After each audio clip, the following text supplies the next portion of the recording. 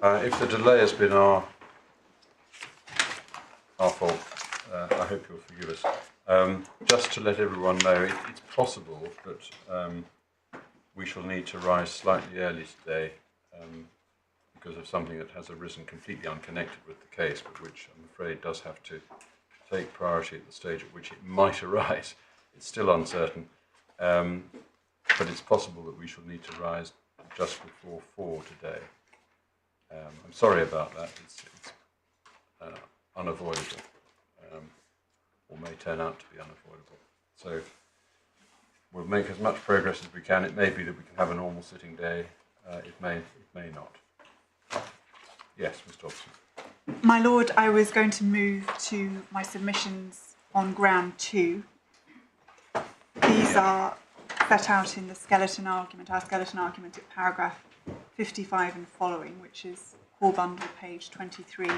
And this is the appeal against the judge's finding at paragraph 74 of her judgment that paragraph 5.2.2 of EN1 provides a basis for the assessment of significance of greenhouse gas emissions for the purposes of the EIA regulations, as well as the weight to be given to the assessment of significance as part of the planning balance exercise. Before I begin my submissions, I should take your lordships to the relevant passage in EN1 because I have not taken your lordships to the policy yet. So the policy is at page 263 of the bundle, and the relevant paragraph is the supplementary bundle, I should say, is paragraph 305 of the bundle.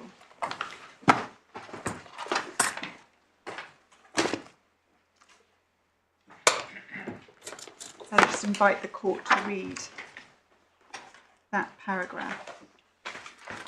Forgive me, I'm a bit slow. I'm in the red tab. What page? It's 305, yes. And it's the supplementary bundle, and it's paragraph 5.2.2. Thank you. You'd like us to read the whole paragraph?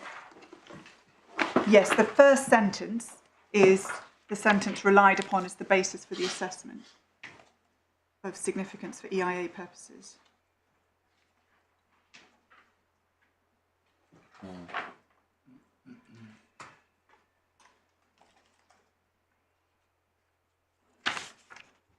Yes.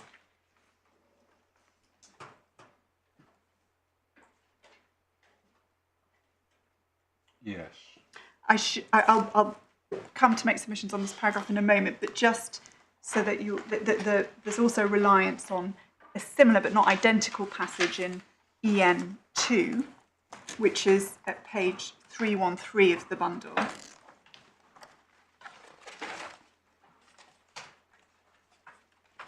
And that's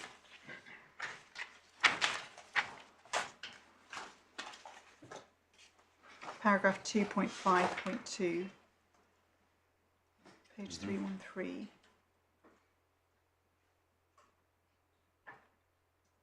Yeah. So I'm going to make my submissions by reference to paragraph 5.2.2 in EN1, but we say the same points apply to both passages. There are two competing interpretations of the first sentence of paragraph 5.2.2 before the court. The Secretary of State and the interested parties say that this sentence provides a basis for reaching a conclusion about the effects from a particular individual development for the purposes of EIA, and that's what the judge accepted. The other is that this sentence is simply recognising that this may, or in the case of EN2, will be the outcome of an assessment for EIA purposes as context, the starting point for the policy, the operative policy, which is set out in the remainder of that paragraph, as to how that conclusion, such a conclusion, should be taken into account in the planning balance. What the remainder of the paragraph says is that just because the government has found greenhouse gas emissions are a significant adverse impact, government policy is that these emissions are not reasons to prohibit the consent of projects which use these technologies. Yeah. And that was a paragraph that was interpreted, of course, by this court in the client case where it was held, and the authorities in the bundle, I can give your lordships the reference, but held that the effect of this passage, would it assist to go to client earth? I think it would. Yes. So client earth is in the bundle, authorities bundle at tab 13.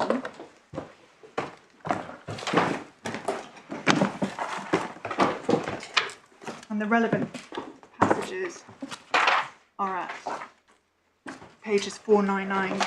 Was this my judgment? Yes. This was, yes, my judgment. This was the Drax case. I'm sorry, my lord, I didn't. This was the Drax. Yes, this is this was a challenge to the DCO granting consent to the Drax power station, and Client Earth had argued that this paragraphs 5.2.2 of EN1 had been misinterpreted by the Secretary of State as requiring the decision maker to treat greenhouse gas emissions from a development as being irrelevant. And the relevant paragraphs from my lord's judgment are at paragraph 85 to 90 to 91. Paragraph 85, my lord refers to the first sentence of the paragraph as recognising that emissions, it's just repeating the sentence, or a significant adverse impact from some types of energy infrastructure which cannot be totally avoided. And then the remainder of this section in the judgment grapples with the question of whether the effect of the policy is that greenhouse gas emissions can never be in themselves a decisive adverse impact. And at paragraph 87, if I can invite your lordships to read paragraph 87, that's where my lord states that the force of the policy is not that emissions are irrelevant to a development consent decision or cannot be given due or even decisive weight, simply that they're not an automatic and insuperable obstacle to consent being given. How much weight is for the decision maker to resolve, and it follows in a particular case such weight can be significant or even decisive, whether with or without another adverse impact.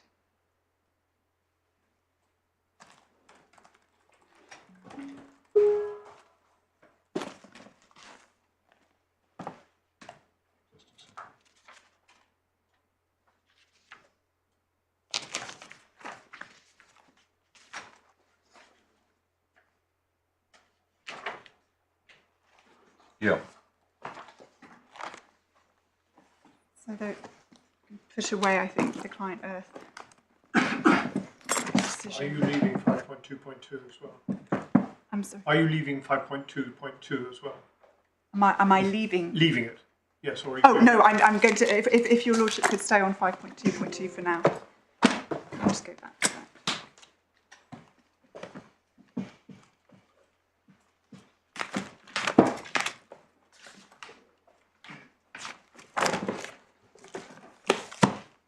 As I said, I was saying there are two competing interpretations, and ours is that the first sentence is not prescribing or assuming the outcome of an assessment of an individual project for the purposes of EIA. It's taking as its starting point a recognition that that may be the outcome, and then the purpose of 5.2.2 is to provide the government's policy on how that should be taken into account in the planning balance. And I make two submissions in support of the appellant's interpretation of the effect of this sentence in paragraph 5.2.2. And the first is that planning policy cannot deem or prescribe the level of significance of an effect of a particular project on the environment for the purposes of the IA regulations. The Secretary of State's case, which the judge accepted, is that the first sentence of paragraph 5.2.2 provided a basis for the Secretary of State's conclusion that GHG emissions from a particular development are a significant adverse impact for the purposes of the EIA regulations. This sentence doesn't set out any guidance or method for assessing greenhouse gas impacts from a particular project. does not explain what is meant by significant adverse impacts on the climate. All it says is that emissions from some types of infrastructure covered by the policy will have a significant adverse impact. Or in the case of EN2, all infrastructure covered by the policy. How does this relate to the discussion this morning about what the meaning of significant adverse impact might be, and your submission that it has to be defined? So there are two respects. One, in one sense, it stands independent of that question because we say, in my submission, the problem with saying that this sentence prescribes or assumes the impact of a particular type of development is that it effectively dictates the outcome of the EIA process, not by reference to the environmental information that is gathered through an environmental impact assessment process, but simply on the basis of national policy. And that's not a lawful basis to reach a reasoned conclusion for EIA purposes. If the outcome could be deemed for a category or type of project, rather than based on an assessment of the specific individual project. But you're not submitting that the words significant adverse impact need to be defined or are referable to IEMA or anything like that? Well, that's the second point. So there would be nothing wrong with a policy containing guidance on how an assessment of an individual development is carried out, providing factors that are looked at, are taken into account for the purposes of assessing the impact on the environment or explaining the terminology. But what it can't do is just say the outcome is significant adverse. Because if it could do that, the consequence of that would be that policy could simply bypass the need for carrying out any EIA at all, because you would just take a type of development and look and see what the policy says the impact will be. And the whole point of EIA is that even if the outcome is likely to be the same in terms of the consent being granted or refused, you know after that grant or refusal exactly what the impact of that specific individual project will be. And if all you do is say, look, the policy says projects of this type are a significant adverse effect, we don't know anything about the environmental impact. So that's the problem with this approach. I'm finding this difficult to understand. You're submitting that the MPS can't prescribe how this factor should be assessed. It can't prescribe the outcome of. It could give guidance on how you go about it. Well, that's why I asked the question. Yes. If the MPS can't do that, how is IEMA able to do that in decision making? No, The only difference between the two is that IEMA is more detailed. And how is that a basis for arriving at a sound legal principle? So what IEMA is doing is saying when you're assessing individual developments, or in that case of IEMA, the impact of the greenhouse gas emissions on the climate, this is an approach you can take. What this single and if IEMA were incorporated into national policy, that would be fine. It wouldn't be saying what the outcome of that assessment is for every type of project. That's the problem. This single sentence is doing no more than saying all projects will have this effect, rather than looking at basing that on an assessment of the actual impacts of an individual project. I don't, with respect, think you've grappled with the point that I was asking you about. Your submissions this morning were to the effect that if you were going to use the phrase significant adverse impact in a sense other than IEMA, you had to define it, otherwise people wouldn't know what you're talking about. Yes. How does that apply to this, where a perfectly general, normal use of English language is adopted, which refers to significant adverse impact, which, as you say, doesn't define the consequences. My point is to ask you, is there any difficulty in understanding what is meant by significant adverse impact in this context? And if not, why do you say that there's a difficulty in understanding significant adverse impact in the context we were looking at this morning? So taking that in two parts, the difficulty in understanding it in the context that I discussed this morning, which is as the reasoned conclusion for the purposes of the EIA regulations, my submission is that simply stating that an impact, be it noise, be it greenhouse gas emissions, as significant adverse is not, without the reasoning that sits behind it, enough to discharge the obligations under the EIA regulations, because it doesn't explain and assess the impact on the environment.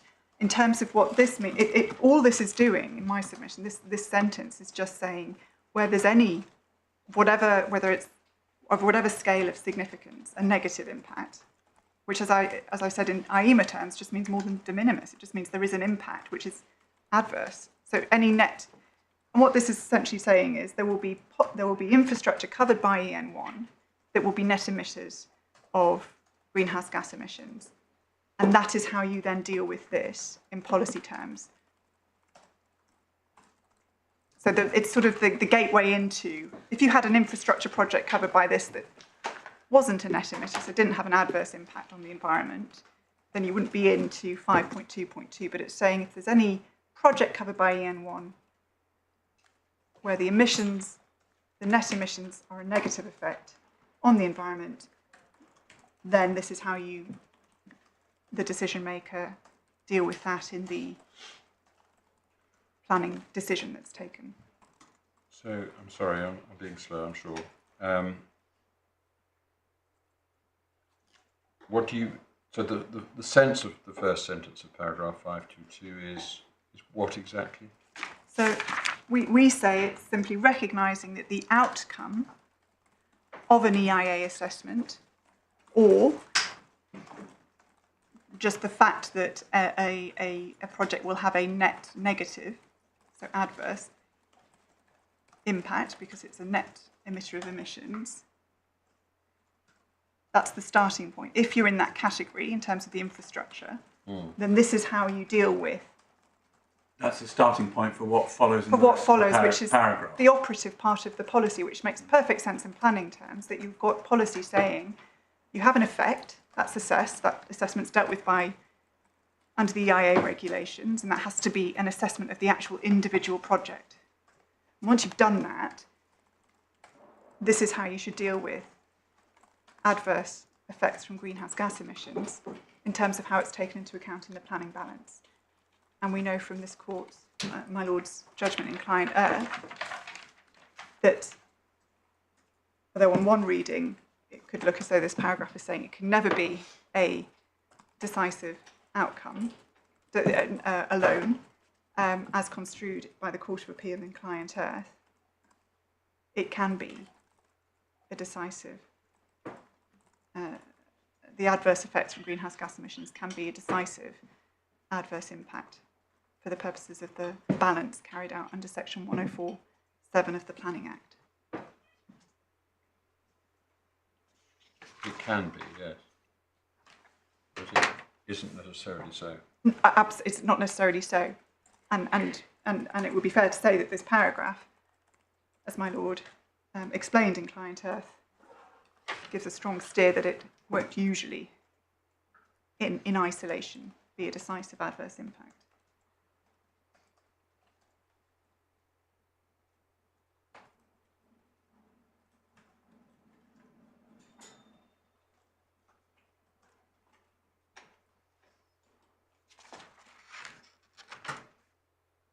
What the decision maker did here was to say significant adverse effect, and then went on to give a weight to that and move from moderate to significant. Yes. So doing the second, which is what, it's that second part. Which is compatible with Client Earth at paragraph 87? Yes, yes. So I'm waiting to see what the problem is. No, so the problem here is relying on that first sentence of EN1 as the basis for the conclusion, for the reasoned conclusion for the purposes of the IA regulations. So we say the Regulation 21 point.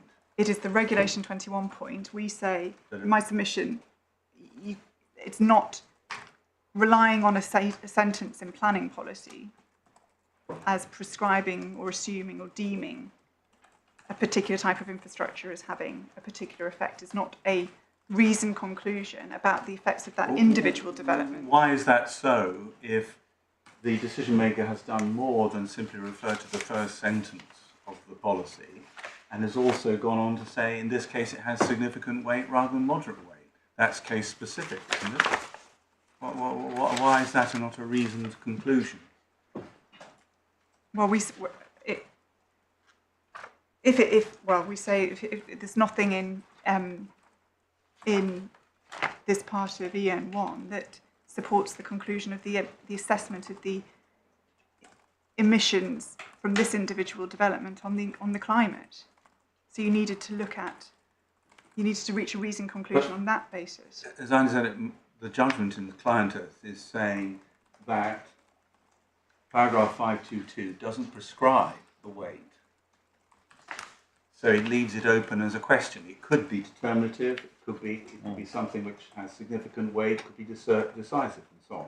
But it's a question of judgment which remains for the decision maker. So, yes, so why isn't it lawful for a decision maker to say significant adverse effect, which has, in this case, significant weight?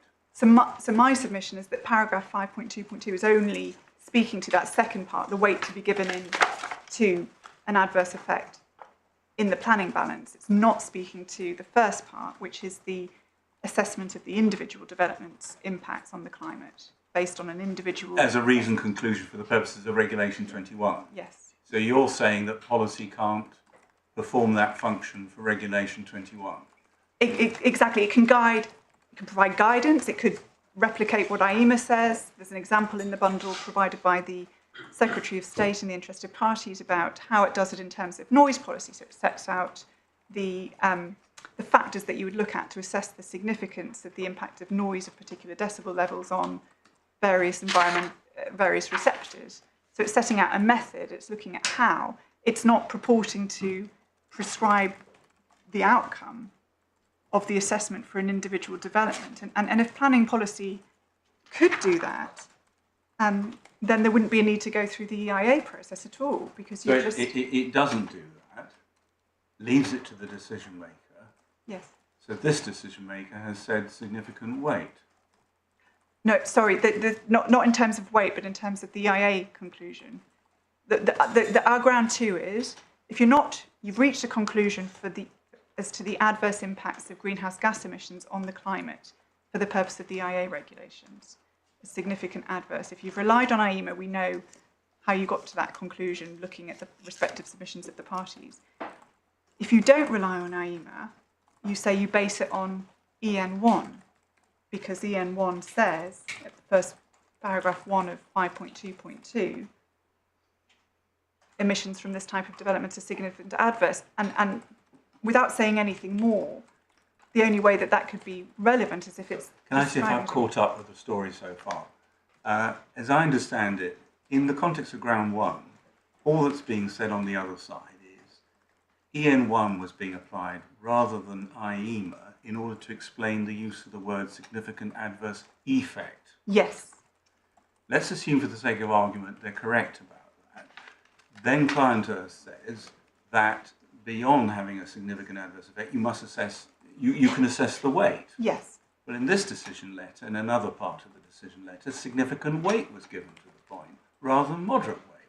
Yes. So I'm still struggling to see what the problem is. No, there's not a problem with the reliance on 5.2.2 to guide the weighting exercise. No. It's the reliance on it. What it's being used for in the first part of the argument is to say that's what we relied upon rather than IEMA in order to justify the magic words significant adverse effect. Now then you're concerned, as I understand it, that it shouldn't go further to prescribe the weight to be... No, sorry, my submission, I've not made my submission clear. No. What it can't do is prescribe the outcome of the EIA assessment. It's not... So it prescribe... well, first of all, it hasn't prescribed the weight, even in the planning balance. No, it hasn't. But what it can't do, the only part of EN1 that could be that is relied on to justify the significant adverse effect conclusion for the purposes of the EIA regulations is this sentence in paragraph 5.2.2. So all it could be doing is dictating or prescribing that for all development types, the impact for EIA purposes will be significant adverse. And we say that doesn't comply with the EIA regulations, the obligation to provide a reasoned conclusion based on the environmental information, which is an assessment of the actual effects of the individual project. It might be helpful to see which bit of the decision letter you're attacking in order to found this legal argument. If we go to the decision letter, page 430 of the core bundle, 4.58, I'll also draw attention to the last sentence.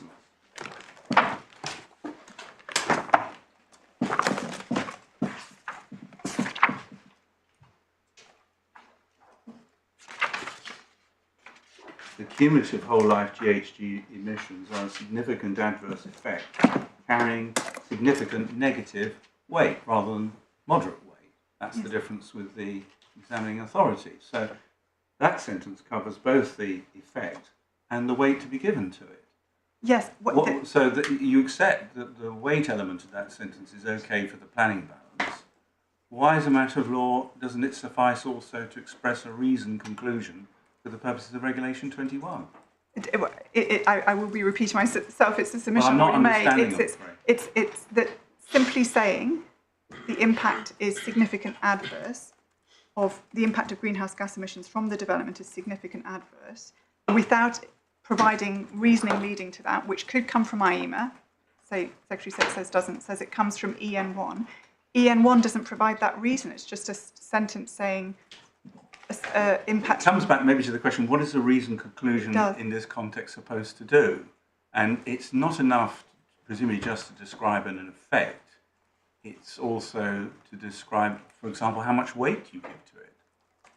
Well, and in EIA terms, the process is set out that you reach a reasoned conclusion on the impact of an effect on the environment. So the weight comes in the integration. And then you integrate that under subparagraph 21(1)(b)(c) into the conclusion. So it's two distinct conclusions that the reasoned conclusion is then integrated. And in my submission, a reasoned conclusion, and usually, and this was, I went back to look at GOESA in the short adjournment.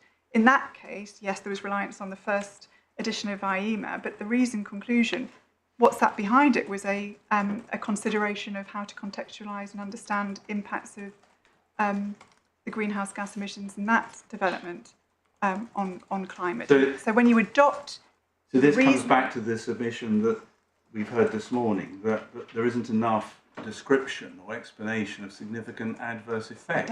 It does, and that you can't, and more than that, you can't simply reach a reasoned conclusion by reference to a sentence in planning policy that says all developments of this type. Or if, for example, the IEMA guidance was expressed in exactly the same language as the MPS, your argument would apply to that. Well, yes, and it wouldn't be a basis for reaching a reasoned conclusion for the purposes of EIA. It would be empty of any meaning, because the whole point, and this is going back to the sections of the EIA regulations I took the court to this morning.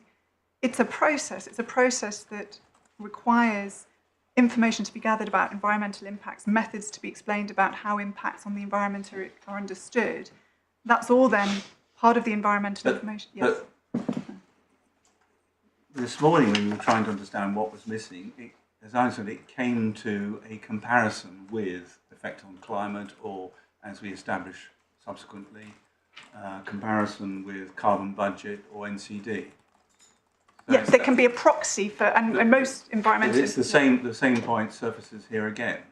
Yes, and that you can't, with that plus you can't avoid, I'm not suggesting that there wasn't, the IA process didn't take place here, but if it's right that you can, a proper basis for that conclusion on the impacts of an effect on the environment for EIA purposes can be found in a single sentence in planning policy, then the government could say for a whole range of projects, well, this you don't need, well, the impact will be X.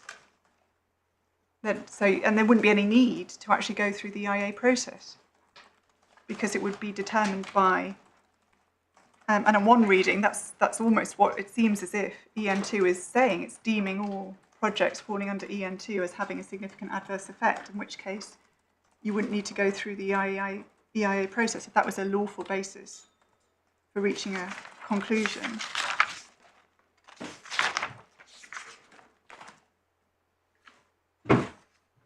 But my submission is, this is the second point on ground 2, is that properly interpreted, that's not what EN1 and EN2 are doing. As I've said, our competing interpretations, one is that sentence is a basis for reaching a conclusion for the purposes of the EIA regulations.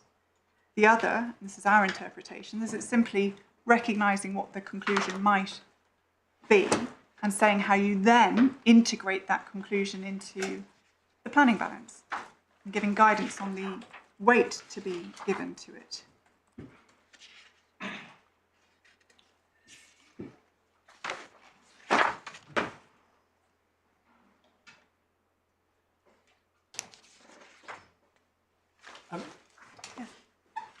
Ground 2 is said to be an attack on paragraph 81 of the judgment, which is 2.5 lines long.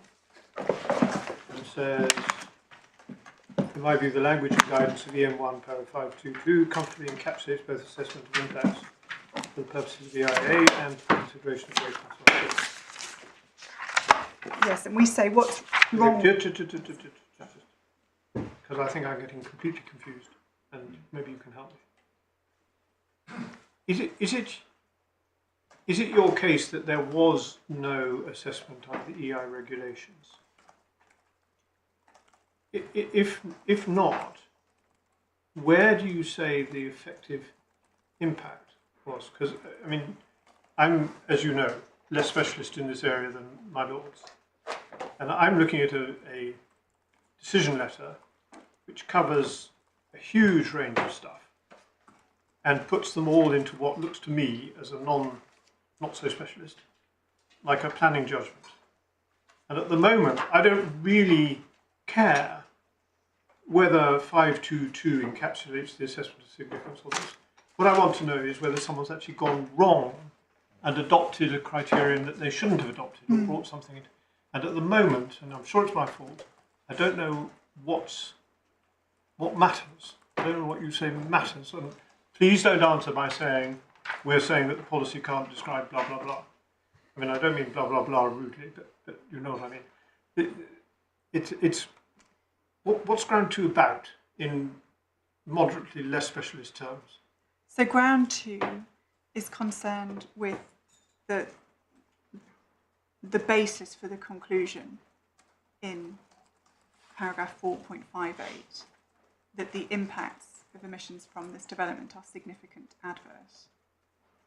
Well, I think I come back. Sorry, I'm interrupting you. Go on. And if the basis for that conclusion is this sentence in paragraph 5.2.2 and is based on an interpretation of that sentence which says that it's relevant to the assessment of the impact of an individual development. Again, I'm going to put this in strong language. This sounds like fantasy stuff to me, because what really matters, I would have thought, is whether the decision maker adopted wrong criteria or took into account stuff which they shouldn't have. And for that, we go back to the DL, and that's the real. Yes, and the decision letter, if read in the way that the judge did and the Secretary of State says it should be, says the basis for the conclusion that these are significant adverse effects is EN1, we say that's adopting the wrong criteria, because that isn't a basis for a lawful reasoned conclusion for the purposes of the EIA regulations. Well, do you say, I'm sorry to cut across, but you say you've used this expression basis for twice, I think, in these exchanges. Do you say that it can't be a relevant factor in that assessment? Well, it can't lead to the reasoned conclusion because it doesn't say anything about the effects of the individual project. You might use it as a sense check after having reached the reasoned conclusion based on the environmental information. Well, you certainly say it can't be the be-all and end-all of the assessment. And the judge. But do you say that it's out with the assessment necessarily as a matter of law, or is it legitimate from for the Secretary of State to have taken it into account as part of the assessment that's contained ultimately in 458. It's not a lawful, proper basis to reach the reasoned conclusion required by Regulation 21(1)(c). Well, again, you've used the word basis, and that's really what prompts the question I've asked. Well, that's the language of the judge at paragraph 74. She says, the paragraph makes perfect sense. This is paragraph 4.58. If the Secretary of State is assessing significance. Sorry, which paragraph is this? This is paragraph 74 of the judgment, page 94 of the court bundle. Makes perfect sense if the Secretary of State is assessing significance on the simple basis of EN1 and EN2, and through the clear, if perhaps a little simplistic approach that 20 million tonnes of carbon dioxide equivalent is a very large quantum of GHG emissions. But I want to understand what you mean by basis. Do you mean, on the one hand, as the sole reason for, or do you mean, on the other hand, or do you accept, on the other hand, having regard to or taking into account? If it's a reason for that conclusion, then that is unlawful. Right, so it's unlawful to take it into account at all. As part of the reasoning leading to the reasoned conclusion. Right.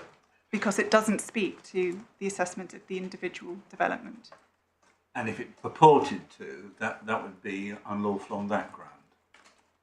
Yes, but if it predetermined. That's it. That's the concern. And, and it goes beyond this case. I actually think if it were possible for planning policy to assume or deem or prescribe the outcome of an EIA assessment, I don't think that's what this is trying to do. The language of EN2 is a bit harder. I think it's just saying there are going to be net emissions from projects of this type of infrastructure. This is how we the government. But as you said earlier on, this argument is not directed at the way the planning balance was handled. No. That comes afterwards. Absolutely. This is firmly in the territory of what is a reasoned conclusion as a matter of law. Now, can I ask you about that? Because I don't think there's much authority, if any, no. what is a reasoned conclusion when it's at home. But first of all, it must be a conclusion. Yes. And it must have reasoning. It must have reasons. The reasons we do know must meet the South Bucks test. That's what the Supreme Court said in Dover. Well, maybe. Well, the Supreme Court but we're talking about a conclusion quintessentially in an area of judgment. Yes. So and reasoning would also be a matter of judgment as well. Yes, but if and perhaps get copied. Dover's relevant to this.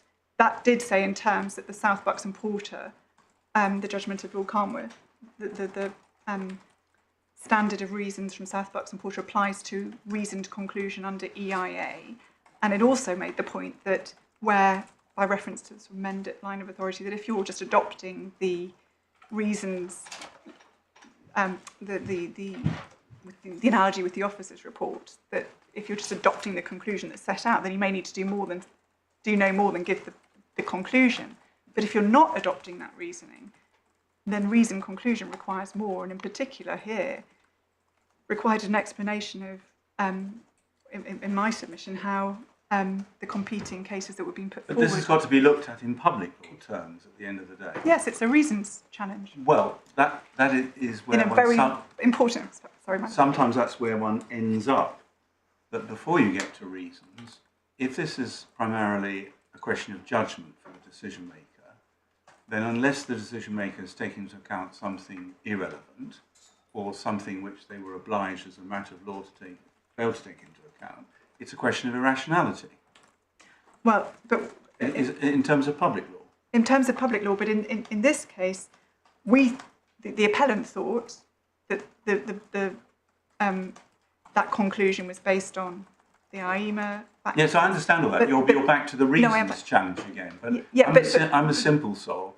I'm trying to make sure I understand this. I can see you may end up, and you may only be in the territory of a reasons challenge, but this is certainly not an irrationality challenge. No, it's not an irrationality challenge. It's if in the basis of the conclusion was planning policy, the statement in planning policy, and it was misread as, I would say it was a misreading of that sentence as deeming or prescribing the outcome of the assessment, then that would be an error leading to the conclusion. That's the point. So it does come back to what is a reasoned conclusion for the purposes of the EIA regulations. But again, if we try to understand what is the defect in reasoning, the absence of reasoning here, which is what this seems to come down to, let's imagine, for the sake of argument, we didn't have a policy which talked about significant adverse effects, and the decision maker had just written down significant adverse effect. That wouldn't have been predetermined or influenced by a policy. No. You would still say that that is wrong as a matter of law in terms of Regulation 21 because it isn't doing enough. Yes. It isn't relating, again, in simple terms, we know it's 20 million tonnes over the lifetime, but it's not enough to specify the quantum. You say that has to be related to what you started off calling effect on climate, but we've refined to the SEP material, by way of example, which relates it to a carbon budget or to the NCD, some sort of benchmark. Yes, my lord. Yeah, so you get a handle on scale. Yes, so that you can then meaningfully integrate it into your conclusion. Yeah, but that is, if we try and analyse this, that is what you say is missing. Yes. That's what the argument boils down to. It does, my lord.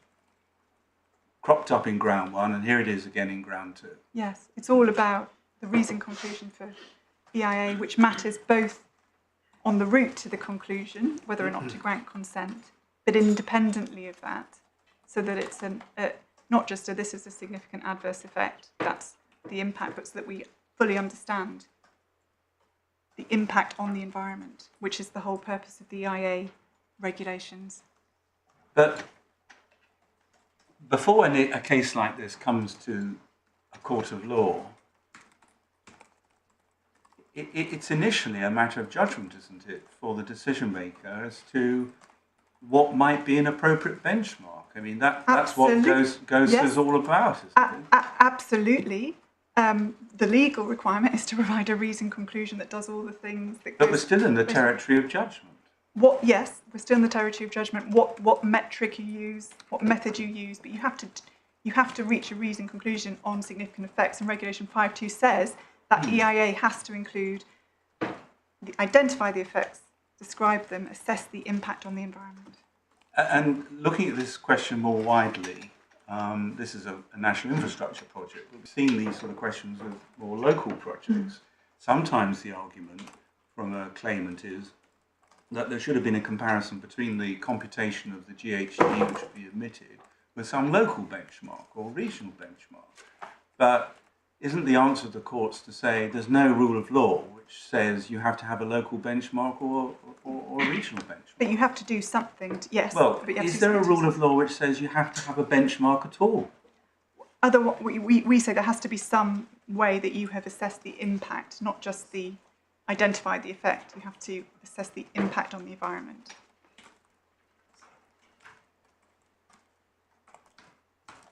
I mean, what if we're in a situation where we've now got IEMA 2, but before we had IEMA 2, there were no benchmarks, and so why wouldn't a decision maker be entitled to say, I'm really sorry, it's too difficult, I don't think this meaningful, or there's enough validity in comparing this number with the whole of a carbon budget? Would that be an unlawful judgment? Yeah, so what IEMA 1 said was it's a matter of professional judgment, which is my Lord's point.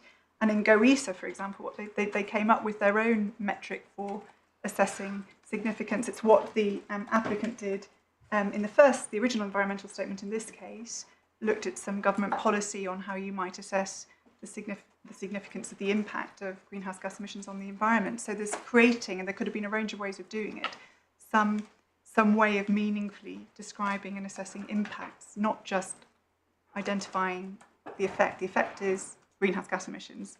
Then you have to assess the impact, because that's the whole point. And I'm not engaging in sophistry. It is the whole point of the EIA regime, that you understand impacts on the environment, and that's a nuanced exercise.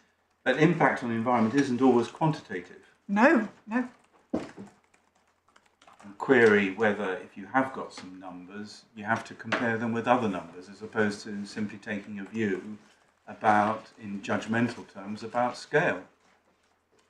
I mean, scale is the telling. It's scale. And you have to have a scale for it. You have to put it in some kind of. Well, that's what I'm questioning. Well, and in my submission is yes. Otherwise, well, you're inviting us to create a rule of law that if you have got a computation, you've got to have a scale to compare it with. No, I wouldn't invite you to create any rule of law. Simply apply the regulations which say that you have to. Well, the regulations don't tell us the answer. Otherwise, we wouldn't be spending time on this. It's the way you're seeking to have them applied. Yes, in my submission, it would not be assessing an impact on environment just to say that there is effect. You might be able to go on to, speaking out, to say a particular scale of emissions will always have a particular impact on the climate, but even then you'd need some guidance to back that up, to explain what you mean by that. I mean, in the end, we are confronted with the task of looking at the relevant paragraphs of the decision, they say, and answering the question, does this assessment overall comply with Regulation 21, having regard to relevant authority on the adequacy of reasons? Yes, I would. And all the grounds really converge on that point.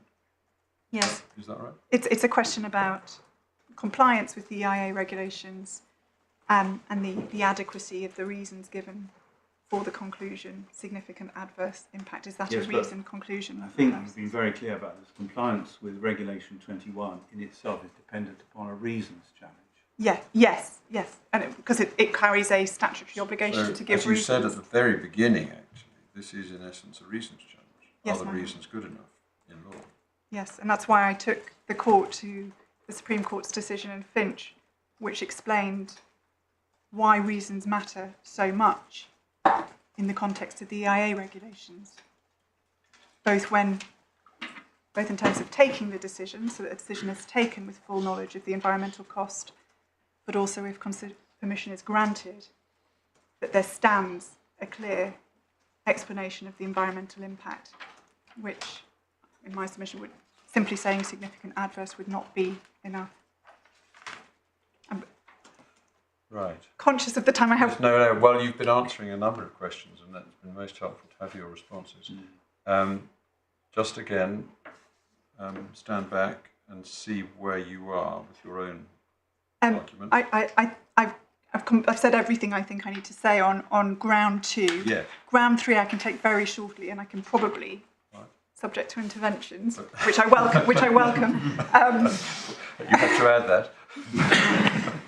Genuinely. Actually, you don't have to add that. No, I genuinely welcome interventions. I can do it probably before 3 o'clock. If you give us ground 3, that'll be fine.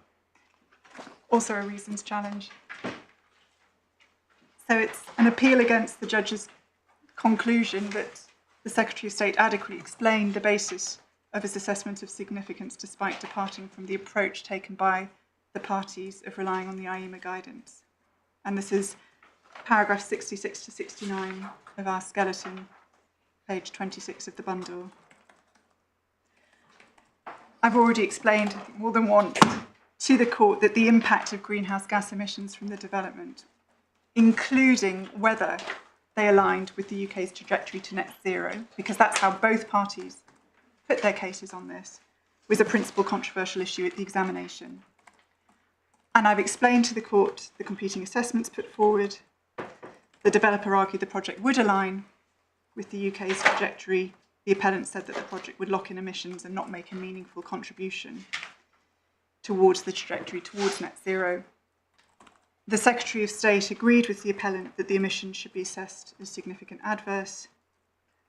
In view of the fact that the cases were advanced by reference to the IEMA guidance, if the Secretary of State was going to depart from that approach, he needed to say so and give reasons. And this obligation to give reasons was necessary so that the reader of the decision letter understood what conclusion the Secretary of State had reached on this principal controversial issue. That's the South Bucks and Porter standard. Without this explanation, the appellant is left with genuine doubt as what was decided on his submissions on this principal controversial issue. So that's in a nutshell ground 3. The Secretary of State's response is there's no requirement to start from the IMA guidance and explain why it was being departed from, and the interested parties say it's not irrational not to adopt IEMA, and that's not the way we put this case. The point, and this is even more a classic public law reasons challenge, is that when you have two competing cases advanced on a particular point, alignment of the project's trajectory with net zero, taking into account the emissions from it, was that reasons needed to explain the Secretary of State's conclusion on that issue. Well, the ground 3 is that saying they have to explain why they're not using IEMA. It's not, ground 3 is not they have to go back to basics and explain everything that they're doing. No, it's that they need to respond to the way the parties have put the case and say why, despite the fact that the competing cases were advanced on this basis, the Secretary of State's adopting a different approach. Is that the judge erred in finding that the respondent was lawfully entitled to endorse the use of IEMA guidance, while at the same time assessing significance in a different way, without giving adequate reasons for what was being done. And for what was being done, there must mean assessing significance in a different way. Yes. So, as I read ground 3, it's simply you're saying, if you're not going to use IEMA, the IEMA guidance, as your defining document, you've got to explain why properly. So surely all that involves is us going through the DL and seeing if we think it's suitably explained. Yes, and there's no even suggestion that IEMA is not going to be used. All you see is the endorsement of IEMA. I think we have your submissions on those bits. I think you do. Yes. If I may just tell you. Those, my lords, are my submissions. Well, your time estimate was almost exactly right. Thank you very much indeed, Ms. Dobson. With a bit of help. Thank you. Right, yes, Ms. Bowden. Thank you, my lord. Take a second to rearrange the furniture.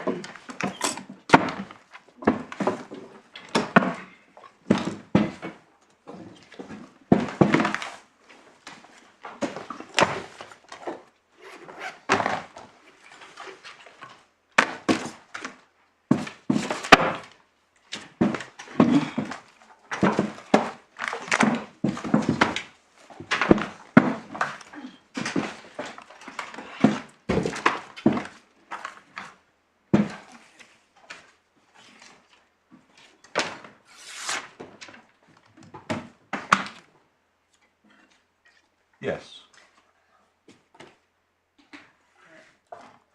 Thank you, my lord. The Secretary of State's position is that the judge was right for the reasons given in her judgment and that the appeal should be dismissed. I've listened carefully to the exchange you've had with my learned friend, and what, in my submission, this boils down to is a question of, first of all, what does the law require in terms of a reasoned conclusion under the EIA regulations, and what was done. And I do want to spend a little time back in the examining authority's report and the decision letter to look at how the issues came to be dealt with by the examining authority, and then how those issues were ultimately reflected in the decision letter.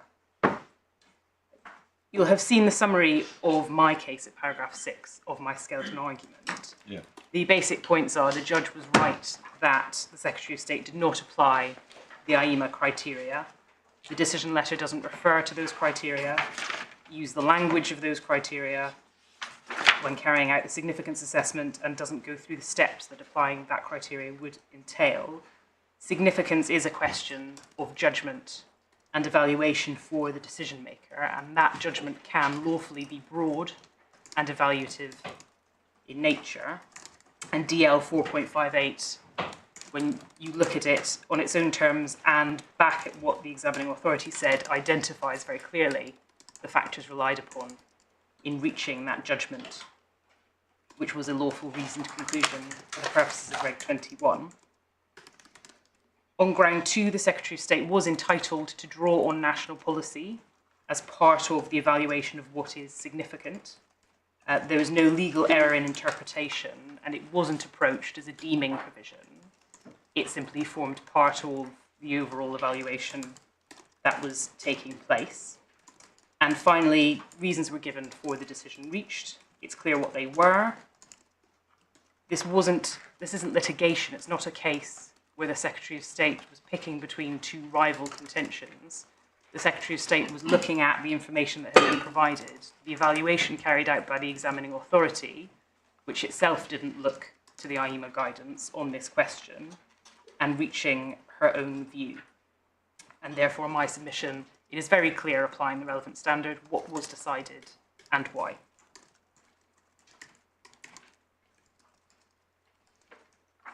A final note of background context. As the judge found at paragraph 78 of the judgment, it is difficult to see where this challenge gets to in the end. It's now very clearly expressed as a reasons challenge, but there's no ultimate rationality challenge to the decision that the effects of greenhouse gas emissions were significant.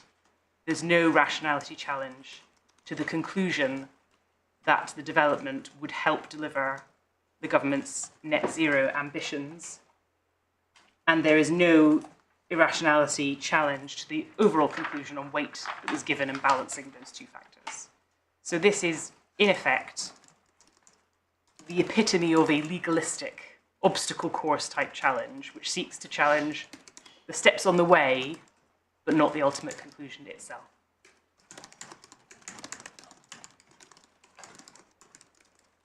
And with that, my lords, I will move on to the question of what the law requires.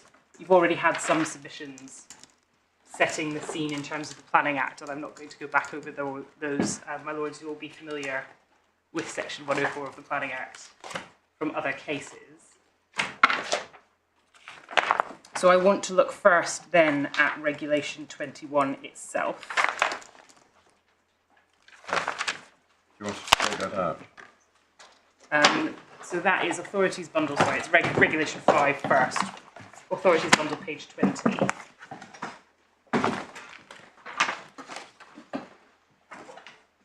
And I'd just like to look a little bit more closely about what the regulations actually require to be done. Page 20, did you say? Page 20, yes, so it's starting with Regulation 5, not Regulation 21. So Regulation 5.1 sets out that EIA is a process consisting of a number of different steps. Preparation of an environmental statement, carrying out of consultation, publication, notification, and then the steps that are required to be undertaken by the Secretary of State under Regulation 21. So that is what an EIA is.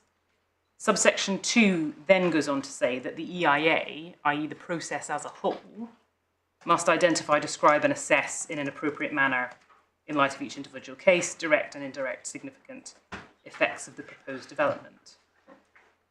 In my submission, the appellant has put a gloss on that requirement to suggest that the reasoned conclusion needs to carry out some sort of benchmarked assessment of the nature of significant effects.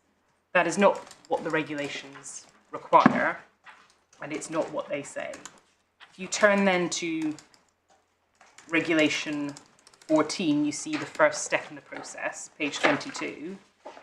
The environmental statement, which is the beginning, what is required there, and you see it from subsection 2, is a description of each of the things, a description of the proposed development, a description of likely significant effects, a description of the features. So that is the process of describing, and the first step.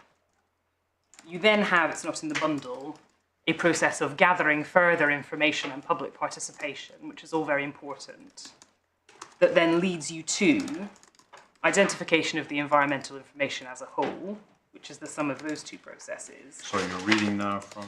I'm making some brief submissions because we don't have the So you're consultation bits. Paraphrasing what the consultation parts of the regulations require. They're not in the bundle. This goes back to the definition of environmental information. It does, yes, in the definitions. In Regulation 3. Yes. So you're now in Regulation 21, are you, or are you at 14? I've I jumped think off. you're referring to some regulations which follow 14, Yes. which Oh, I see. add to the ES. Yes, sorry, possibly taking it a bit too speedily. No, not at all. I'm going too slow. And then you get to Regulation 21, Yeah.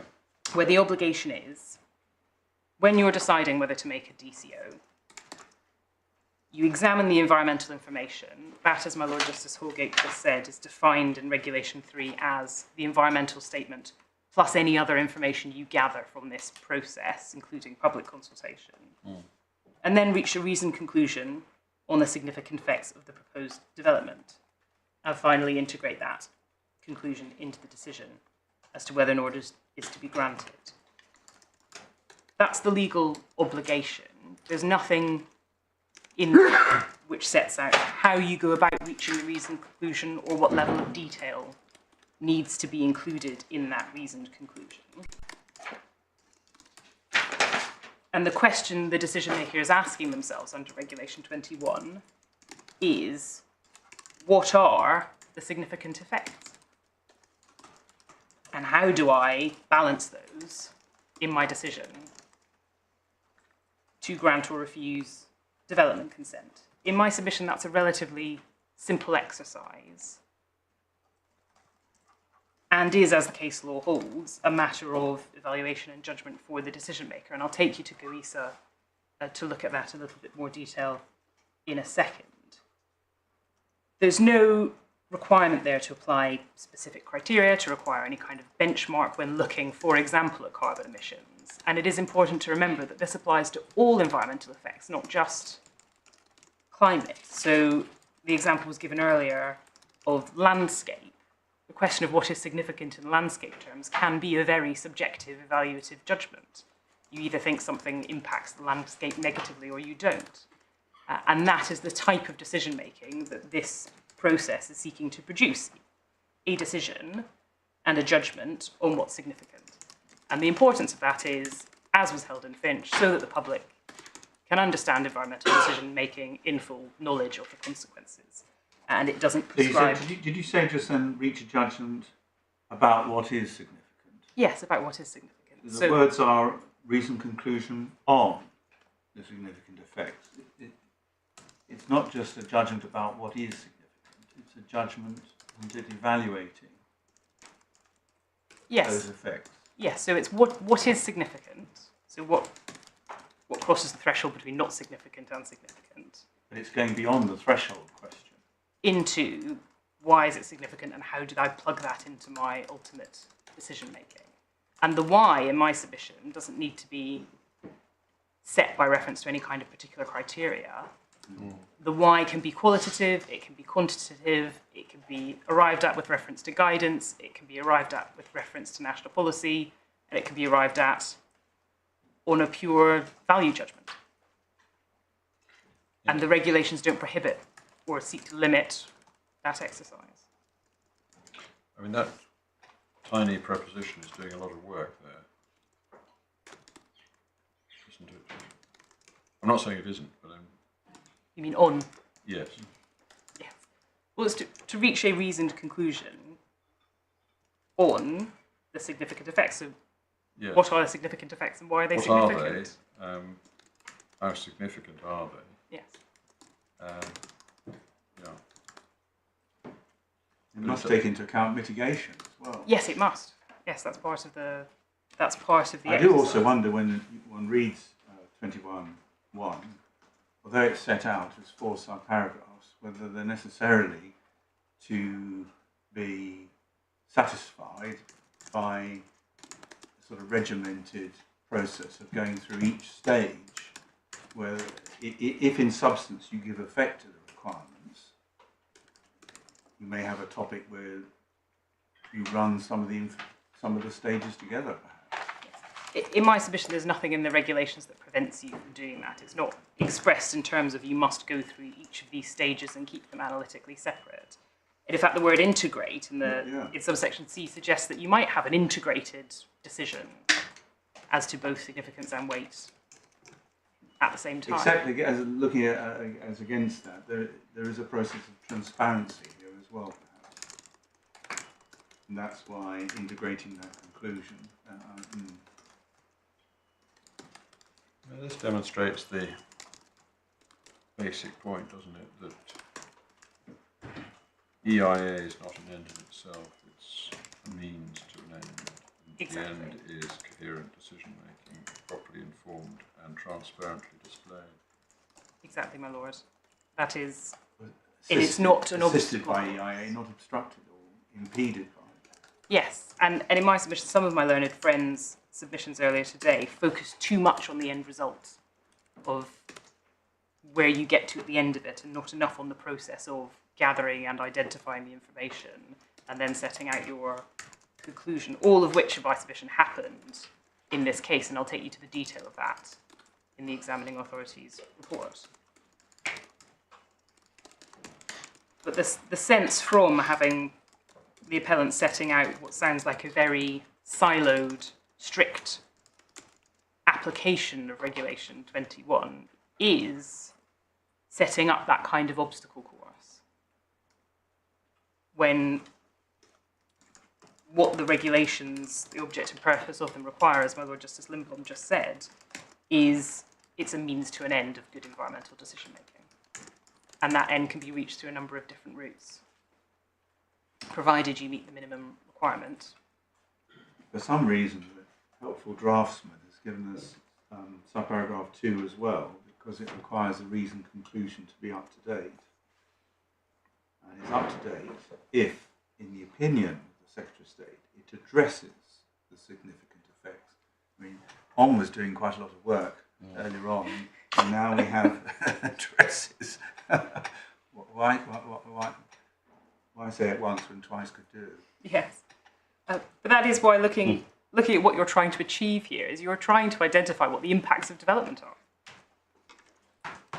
That's all you're trying to do in environmental impact assessment process, is what effect does this development have on the That environment? does, joking apart, confirm the judgmental nature of that stage, addresses the significant effects likely to arise as a result of the development. Yes. And that's probably a good jumping off point to look at GOESA briefly. So that's Authorities tab 14.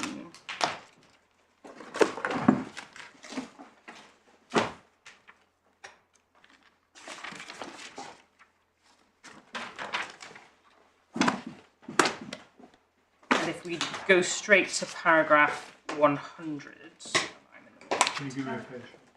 sorry, paragraph 100, which is Authorities, page 532.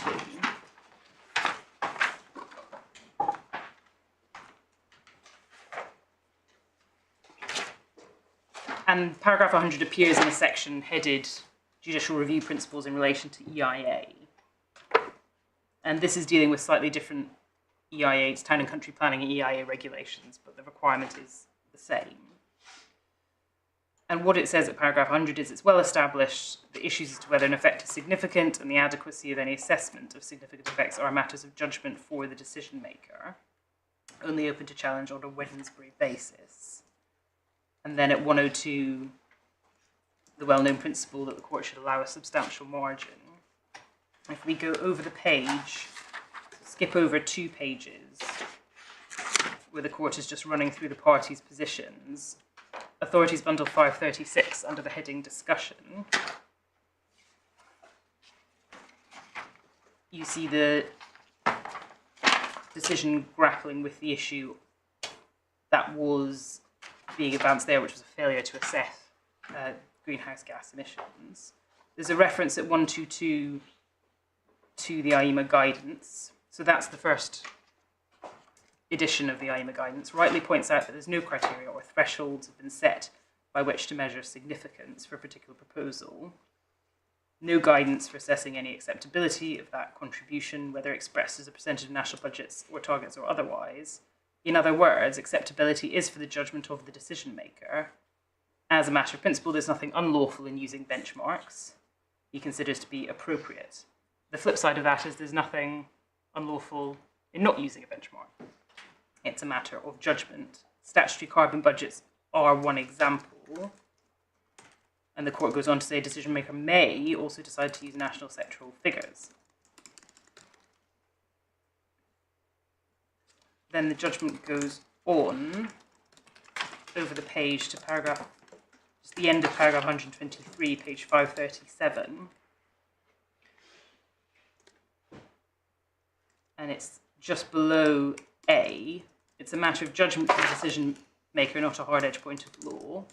On the basis of current policy and law, it is permissible for a planning authority to look at the scale of the GHG emissions relative to national target and to reach a judgment, and these are the words I emphasise, which may inevitably be of a generalised nature about the likelihood of the proposal harming the achievement of that target. There's nothing unlawful about inevitably broad judgment reached in the present case. So that judgment was looking at one way of doing it, but it's important there that the court was accepting that any assessment of significance of greenhouse gas emissions will inevitably be broad brush, and that there is a broad generalised judgment involved.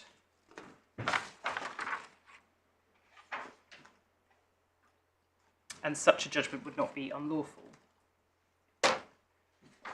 If it assists, we don't need to go to it, but Finch itself also confirms that the assessment of significance is a question of judgment and evaluation. That's paragraph 58 at page 611 of the authorities bundle. Do you want us to look at that? Or not? I don't think you need to. It just confirms that significance, the question. Well, actually, no, it would be helpful because it sets out, it's a bit of statutory interpretation. So that is 611.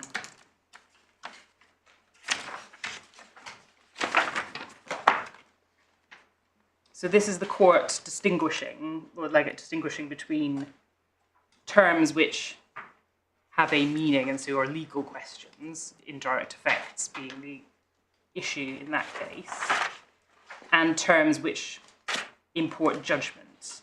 And he says, on the third line down, the same is true of the term significant, which is used in Article 3.1 and other provisions of the EIA directive. Deciding whether an effect of a project on the environment is significant clearly requires a value judgment, carries the potential for cases to arrive in which different decision makers may legitimately reach different conclusions, without it being possible to say that any of them has made an error in interpreting or applying them.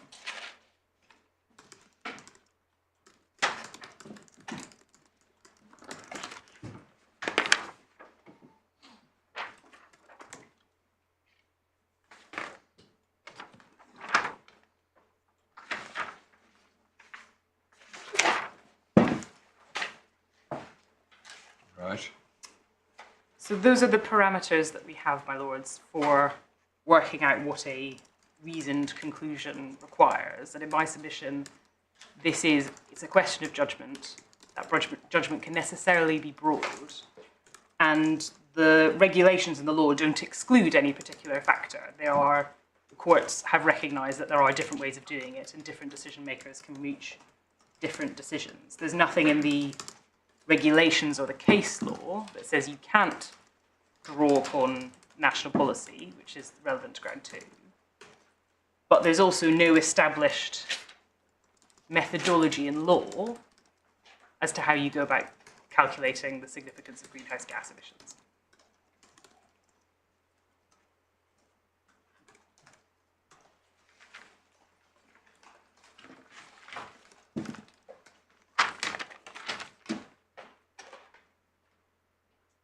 It's going to move on then, my lords. That's point 1, what does the law require?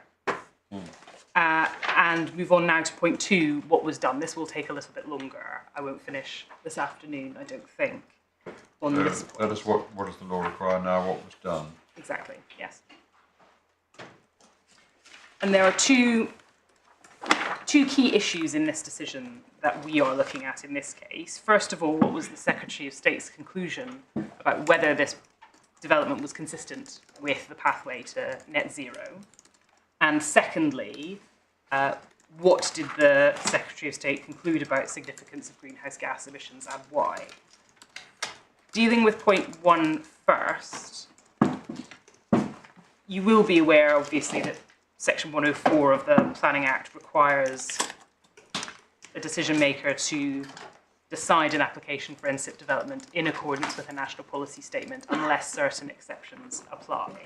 This is not a case where the appellant is advancing that any exceptions applied, and there's no challenge to that, to the decision that was taken, which was to apply the national policy statement. The reasons why the Secretary of State considered that the development was consistent with net zero are set out in national policy and in the decision letter itself. We start with national policy. There's a summary of the relevant bits of national policy at paragraph 9 of my skeleton argument. It's probably just as convenient to look there as it is to look in the document itself. Paragraph, sorry, 9. Paragraph 9 of my skeleton argument, so that is page 32 of the bundle, of the core bundle. Yeah.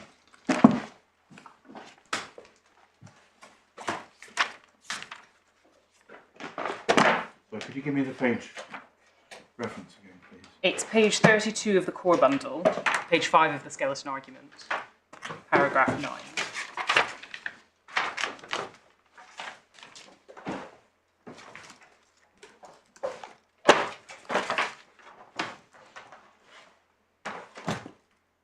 And you see there... Just putting this in the context of the judgment, where the judge gives a quite succinct outline, including 5.2.2, and says there's a raft of other stuff. This is your raft. This is part of the raft, yes. I bored the judge in the court below with quite a long, lengthy summary of all the policies, but this is the raft of national policy in the national policy statement. Yep. To draw out the themes,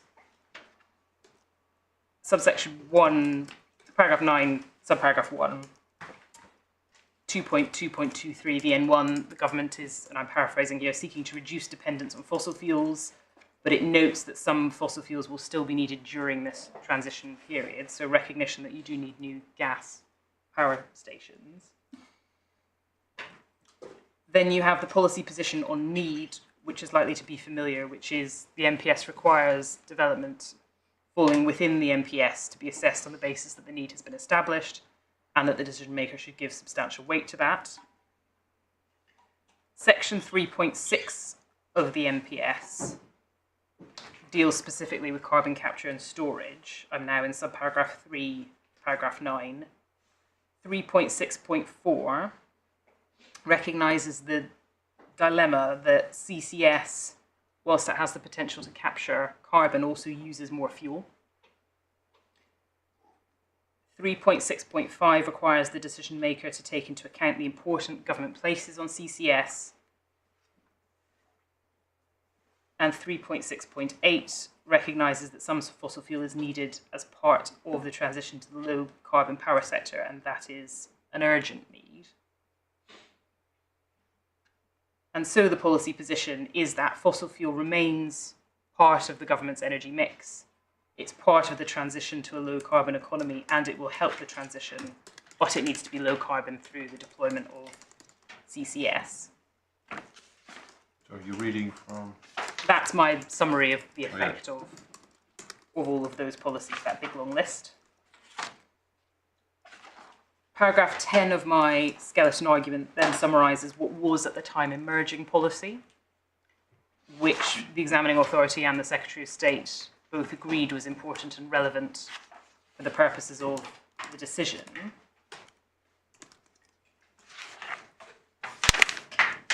If we look at those in the supplemental bundle, because they're not summarised in my skeleton, they start at page 349.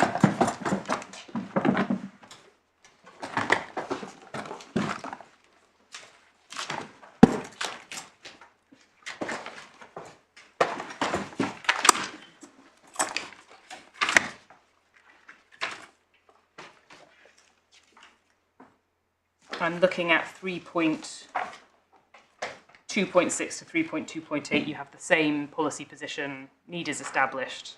Sorry, say it again.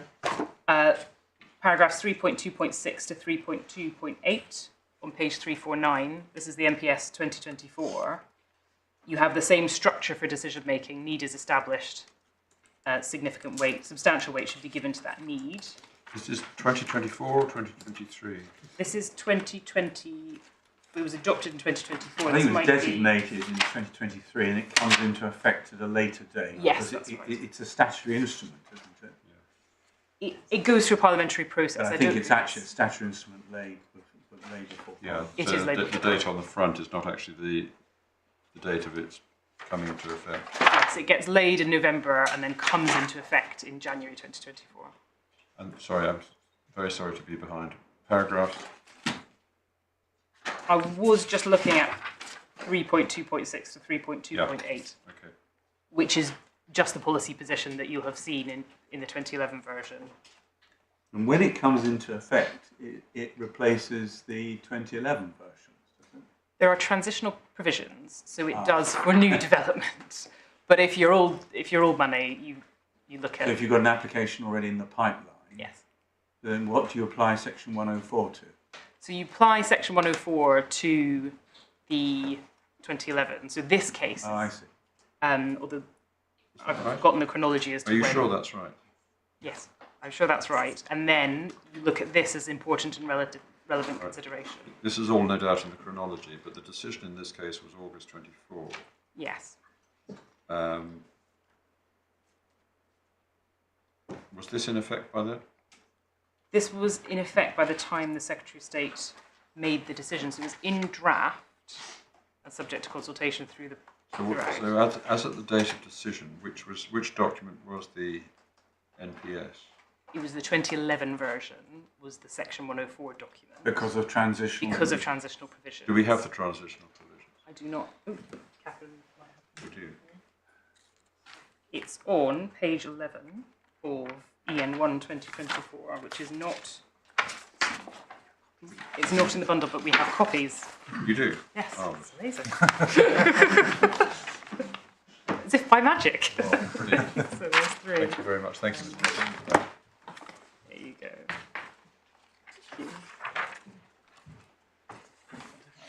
Where is this going? So this is the 2024 policy statement 1.6, transitional provisions. So we can put this in after page 346. Yes. So this would be 346 A and B, yes? Or just A, yeah. Okay. So transitional provisions. Let me just get a note of this, otherwise I'll lose track of it later on.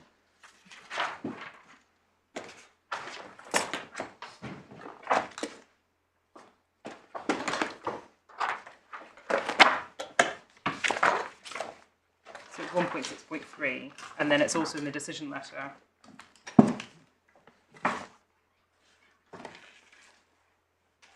At 1.8 and 1.9.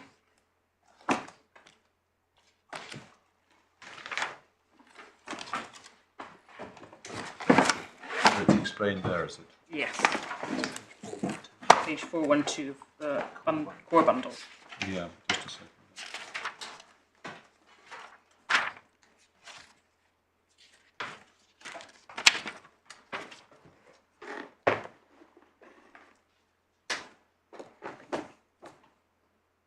Designated in Parliament on the 17th of January 24. Secretary of State has had regard to the draft and now designated 24 MPSs. So I'm being a bit slow. This is paragraph. 1.9 of the 1.9. decision letter. Page 412. So the new policy comes into the decision because Section 104 entitles the decision maker to take into account anything else important and relevant. Right. And so the policies themselves say ye are important and relevant considerations for any of these transitional projects. And that's what 1.9 is saying as well. I've taken them into account. Yeah. Just going back to the extra page you've handed up, 162, the Secretary of State has decided for any application accepted, the 2011 suite of MPSs should have effect. Yes. What happened here under the primary legislation was a review process. And under the primary legislation, the Secretary of State has power to say existing MPSs shall not have effect. Yes. So is it that the primary legislation was operated here so that he said they shall have effect, but only to this extent, as opposed to it being transitional arrangements in the regs? It may not matter very much. I would have to. I'll double check for you overnight to make sure I've got. Just want chapter to use verse the on. right, Yes. if we need to, we'd use the right language. Yes. Let me check It looks that for you. straightforward, as if he said, well, I'm not going to exercise the power to that it shall cease to have effect. What I'm going to say is it carries on having effect, as described here in 162. Yes. I only pause because I'm vaguely aware that for different decisions, sometimes the national policy didn't apply. So for nuclear, for example, there wasn't. So I just want to double check. It's case specific. Yes. I'm sure those sitting behind me will be able to tell me very quickly. Or not. But it can be simple. It's only a small one, Yeah. which can be checked. I'll check it overnight. I just wonder whether this is one of those points that, on which we would benefit from just an agreed short no. And since we're going to tomorrow, I wonder if that could be done overnight. Could it? I'm sure it could. That would just ensure that we don't get that wrong, Yes. because it sounds a little intricate to me. Perhaps it's not, but it helps, doesn't it? It might be me having overcomplicated it. But No, I'm sure not. I'm just trying to get my mind around what exactly took place. That's fine. Thank you. So I was in the 2024 version, which is in the supplemental bundle. Yeah. And if we look at page 354, 4.9, you have a heading, carbon capture and storage, which starts with a description of what CCS is. And then on page 355, you have 4.9.5, the government has made its ambitions for CCS clear, committing to providing funding to support the establishment of CCS in at least 4 industrial clusters by 2030. And at least, I'm skipping over a few words, at least 1 privately financed gas CCS power station in the mid-2020s. That is part of the policy support for both CCS generally and this project specifically.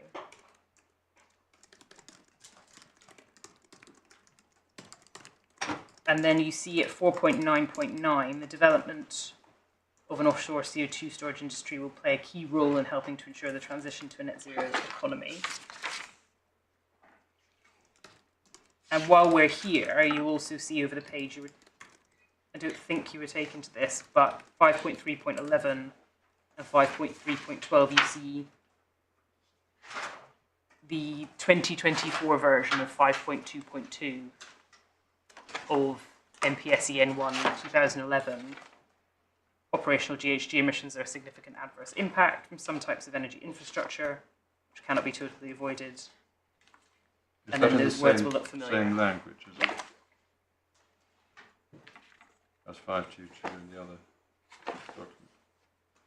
So the policy on greenhouse gas emissions arising from nationally significant energy infrastructure is the same in 2024 as it was. Yeah. There's a slight difference in 5.11 in the second sentence, given the characteristics, and it refers to technologies, but it's not just technologies, it's also non-planning policies that can be used to decarbonise it, and then we refer now to the UK ETS rather than the European version, which was in the... Yes. Can I just, I appreciate you may come back to this, but when we look at that language, which I think in the first sentence is really the same language, when it refers to some types of energy infrastructure, do you say that that of itself opens the door to, and indeed requires one to walk through the door to make a planning evaluative judgment? In other words, the very sumness, if you like, of that concept requires consideration to be given to whether this particular one is. I see where you're going. Which is different from saying all, or are inevitably, or invariably, or something like that. Yes, it's a... The sumness, if I can call it that, of the concept requires an individuated judgment. Is that right or not? So this isn't... It's no part of the Secretary of State's case that this is a deeming provision. No, I appreciate that. Yes. But I think this is a separate point. Maybe it isn't. Have I made clear what I'm asking? I think so. So you're asking whether this policy invites or requires a decision as to whether the impacts of a specific type of... Well, it's not saying that operational GHG emissions are a significant adverse impact from all types of energy infrastructure of a particular kind, but for some types of energy infrastructure. Or is the answer to my point that it's some types, so to that degree it is still generic? How do you say we should interpret this? It may help. So it's important to remember the overall structure of these policy statements. So it's a long answer to a short question. This is the overarching national policy statement, which deals with all different kinds of infrastructure. Of course, yes. If you look at if you look over the page, in the next tab at 3.5.8, you have 2.6.3, which says operational CO2 emissions are a significant adverse impact of natural gas electricity generating stations. In my submission, that just reflects reality. Yeah. And that is what that policy is doing. It's saying, it is signalling the value judgment that as a matter of policy, government thinks that, and it is true that CO2 emissions from natural gas are a significant adverse impact. So what EN1 is doing is saying there are significant adverse impacts from some of the types of energy infrastructure that this overarching policy statement is dealing with. In my submission, we'll come on to this in ground two, but there's no legal problem with that. Government is allowed to set out its value judgment as to what it thinks is significant and not. That doesn't prevent or prohibit the individual decision maker from making his own judgment on whether that particular scheme with that particular quantum of emissions against whatever benchmark or no benchmark amounts to significant. This is policy, it's directed at practical decision making. So it's not a deeming provision, it's just an explanation, like planning policy sometimes does, of the situation.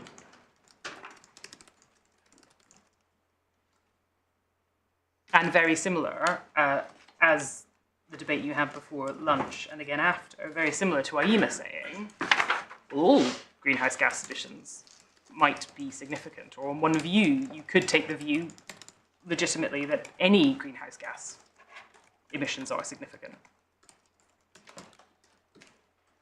Well, is it also true that there are degrees of significance?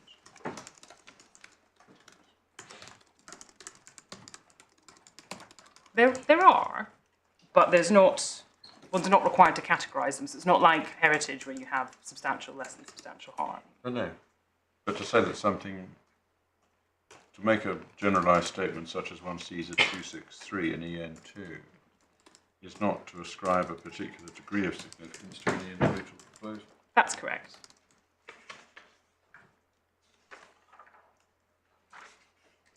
Right. But is it your submission that if we read EN1 and EN2 together, whether it's the 2011 version or the 2024 version, the more specific EN2 is saying this sort of development, natural gas electricity generating stations, answers to the description in the first sentence of 5311, falls within it.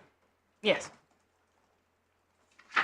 And then on the second aspect, namely degrees of significance, reading 5311 as a whole, is it ending up in the last sentence? It says there will be a carbon assessment, but the policies set out in part 2, including the ETS, can be applied to these emissions. Yes. So it's... Is that what the decision letter and the panel are referring to when they talk about the emissions being handled as part of the wider economy? Yes, because especially if you read 5.3.12 as well, which is the operational emissions. Of the there it is. Yeah, it's right after those. Economy-wide manner. Yeah. So in fact, the decision letter is echoing that language. Yes, and nothing unlawful in that is my main submission.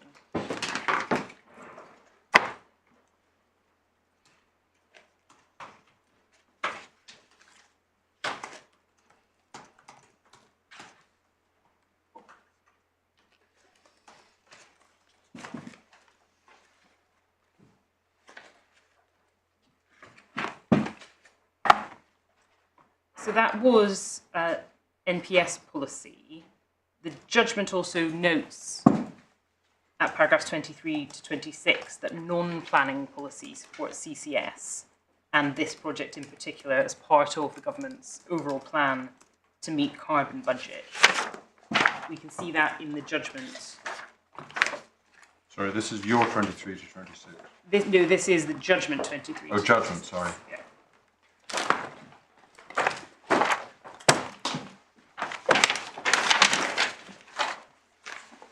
Yeah.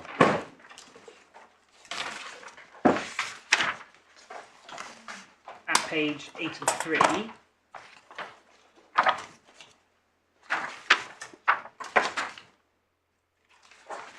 She starts, there's also a raft of non-planning policies which give support to CCS.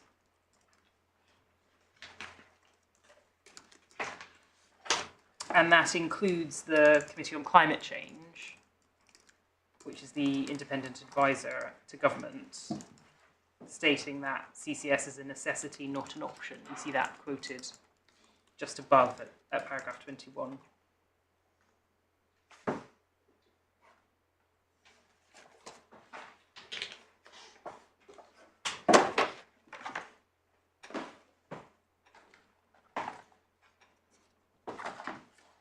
Yeah. So that is the policy background. We can then go to the examining authority's report to show how that factored into the examining authority's analysis of whether this project would help net zero. Right, can we put away EN1 and EN2? You can, yes. No. So we're still in the supplemental bundle. Starting on page 161.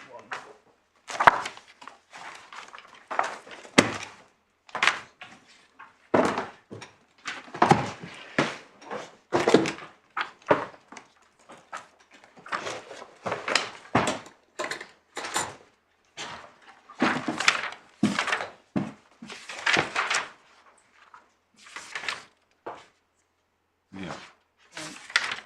So you have there a heading 3.6, Energy and Climate Change Legislation and Policy.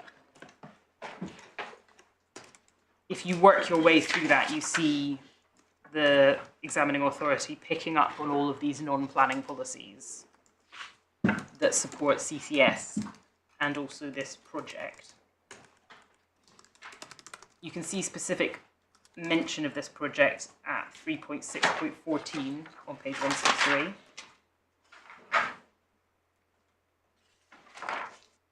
3.6.16 refers to a government policy highlighting that CCUS is critical to the delivery of zero GHG emissions and it's of strategic importance to the economy.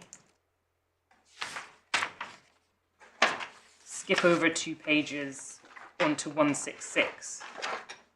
3.6.31, you have a reference to the net zero strategy. So that was at the time the government's plan to meet legally binding carbon budgets, although it had at that point been the subject of a successful challenge. But at 3.6.33, it refers to the net zero strategy setting out the delivery of 4 CCUS clusters, including the East Coast cluster, which includes Teesside. And the examining authority takes all of that at 3.6.37 and over the page on 168 reaches the conclusion that non-planning policy builds on the national policy statements. Right. I'm on 168. Yeah. And it's the last sentence. The energy and climate change legislation and policy and draft MPS as outlined above are clearly important and relevant matters, should be accorded significant weight.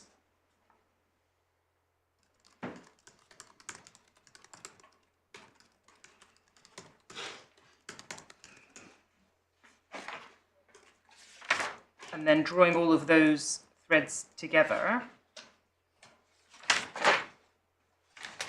starting on page 173, you have the examining authority's conclusions on need.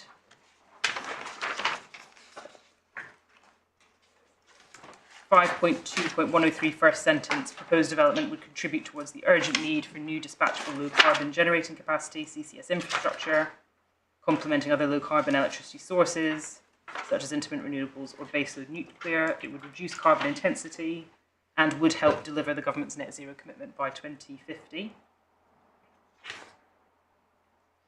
5.2.104 summarises the NPS position.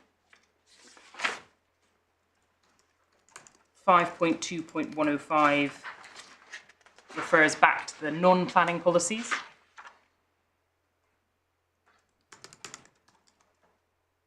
5.2.108 deals with the merits point advanced by the appellant in the examination, which was that he believes CCS was not the best way to decarbonise.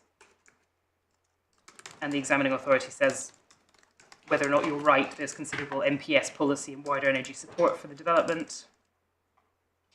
And then at 5.2.125, you have the conclusions. And again, a conclusion that in the middle of that paragraph, as CCGT with CCS, it would add to the energy mix of the UK, would help deliver the government's net zero commitment by 2050.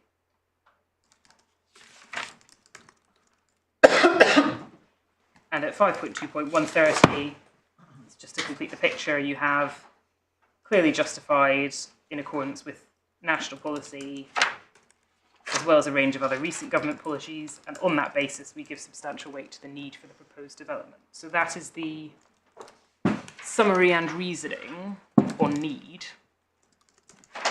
from the examining authority, and lots of reasons for the conclusion why this particular scheme helps deliver net zero. And you've already looked, and we can just complete the story in the decision letter at 4.11, which is core bundle. Sorry, we're going back to... Core bundle decision letter, tab 27. 411. Page 417.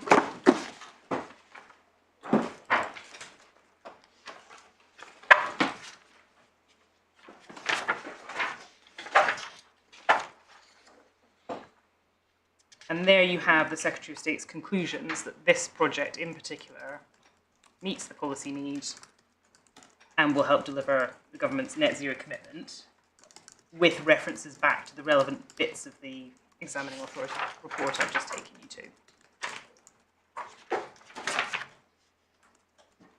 So that is the first strand of reasoning in the Secretary of State's decision letter, that this project will help deliver net zero. Lots of reasons. That conclusion is explained both on its own terms in 4.11 and with reference back to the more detailed consideration and analysis you get in the examining authority's report.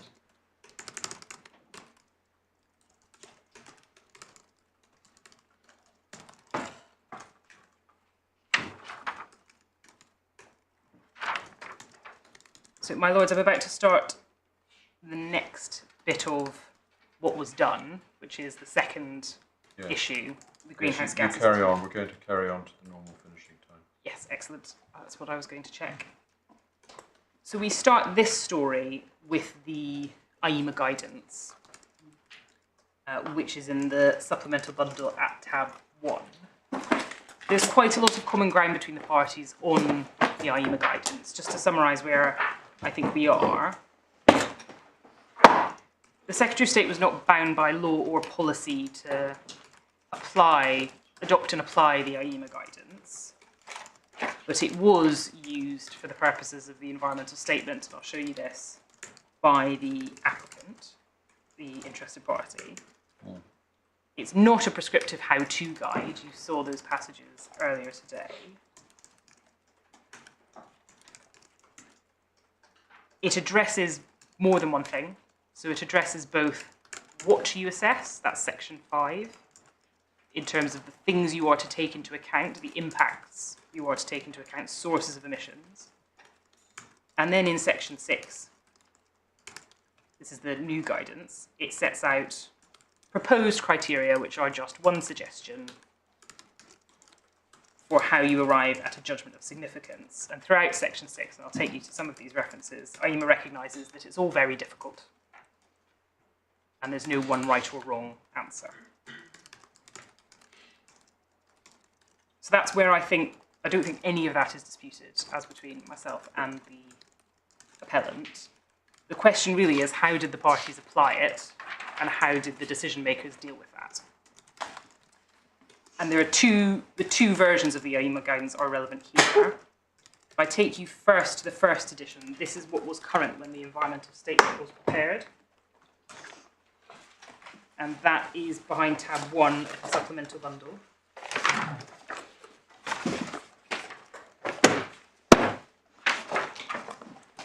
It starts with the introduction on page 6. And in 1.1, it simply sets out the aim of the guidance is to assist practitioners, so it's practical guidance. And in the column on the right-hand side, it says it sets out areas for consideration at all stages of the assessment, offers options that can be explored, highlights some of the challenges to assessment, such as establishing study boundaries and what constitutes significance. It's not a prescriptive how-to guide.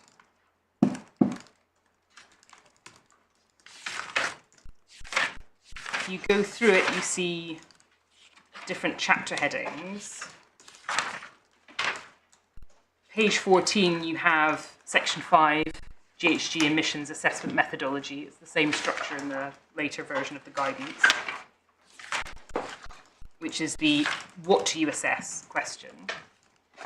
And then on page 19, you have section 6, headed significance and mitigation. And under 6.1 on the left-hand side, it sets out 3 principles. So it says there are 3 overarching principles that are particularly relevant to considering the aspect of significance. 1, GHG emissions from all projects will contribute to climate change, the largest interrelated cumulative environmental effect. 2, consequences of a changing climate have the potential to lead to significant environmental effects on all topics in the EIA directive. 3, GHG emissions have a combined environmental effect that is approaching scientifically defined environmental limit. As such, any GHG emissions or reductions from project might be considered to be significant.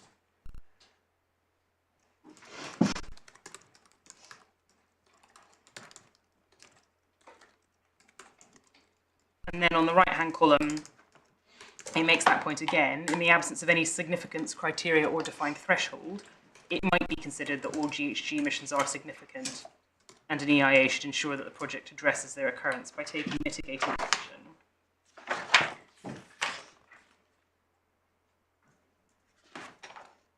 And then over in the following pages, if I just summarise what version 1 of the IEMA guidance is saying, is it suggests that a comparison with carbon budgets as one potential way of contextualising the quantum of emissions that you've got. Contextualising. We see that word on page 21, I think. Yes.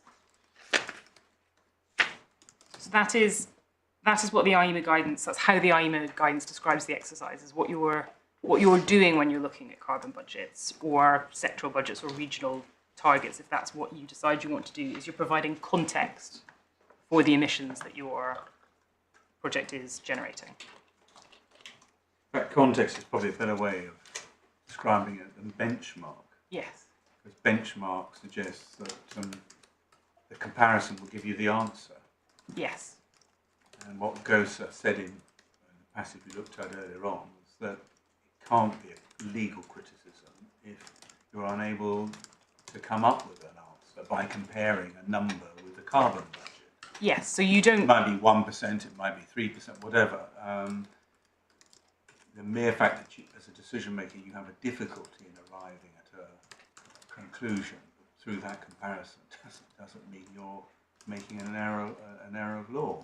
Yes, and that's why I wanted to draw attention to the word contextualising, Yes. because it is putting it in a wider picture, and that we see this when we get to version 2 of the guidance. The wider picture includes things that are not metrics, like national policy. So context would include national policy. Yes, I'll take you to that reference. It's on page 118, but we'll get there in a minute or two. Right.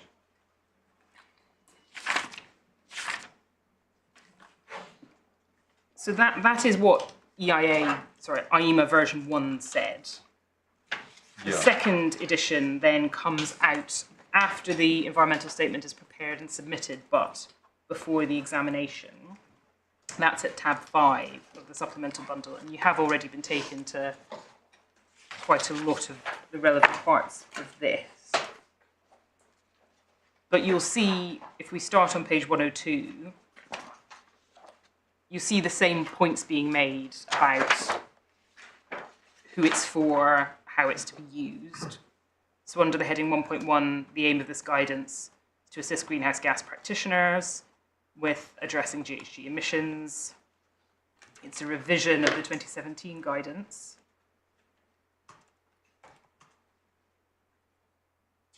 Then over the page on 103, we're taken to these passages already.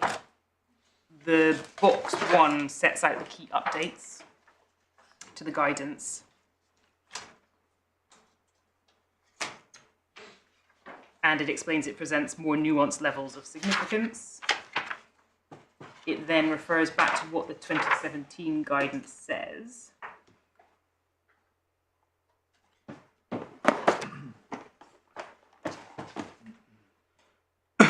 We were taking to this some of this earlier on. You were, yes. The bit I want to emphasise, which I'm struggling to read because I've now coloured it in, is it starts, this update of the guidance does not change IEMA's position or the science that all emissions contribute to climate change. Yeah. So IEMA is still making its big in principle point that emissions contribute to climate change, but it has provided more nuanced criteria for significance. You were taken then to the right-hand column. It's not a how-to guide. It talks about them as being relative significance descriptions. Yes. To assist assessments.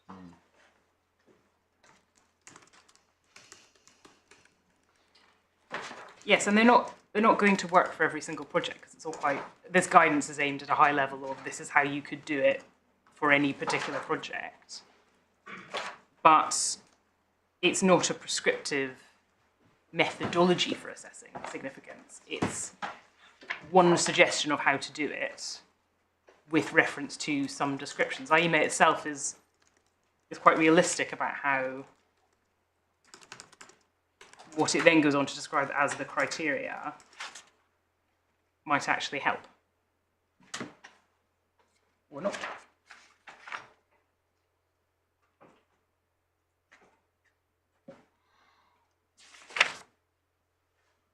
Yeah. You then have on page 105, they've got a sort of flow chart for the whole assessment process. On the right-hand side, the second box from the bottom, they make the point again, all GHG emissions from projects will contribute to climate change, may be considered significant. This is in line with IEMA's climate change principles. I mention that because you will see it when we get there, reflected in what the examining authority then goes on to say about GHG What does emissions. may mean in that sentence? Well, that it's legitimate to consider anything, any GHG emissions, as significant. It doesn't mean Doesn't mean must. Must or should. No, just that in principle, if you wanted to assess a relatively small amount of GHG emissions as significant, AEMA doesn't have a problem with that. Yeah, it's not saying that you can. It clearly may is not must, but there are two senses of may, I think, in that sentence. Two possible senses of may. Yes. One is that because they're GHG emissions, they can be therefore considered significant.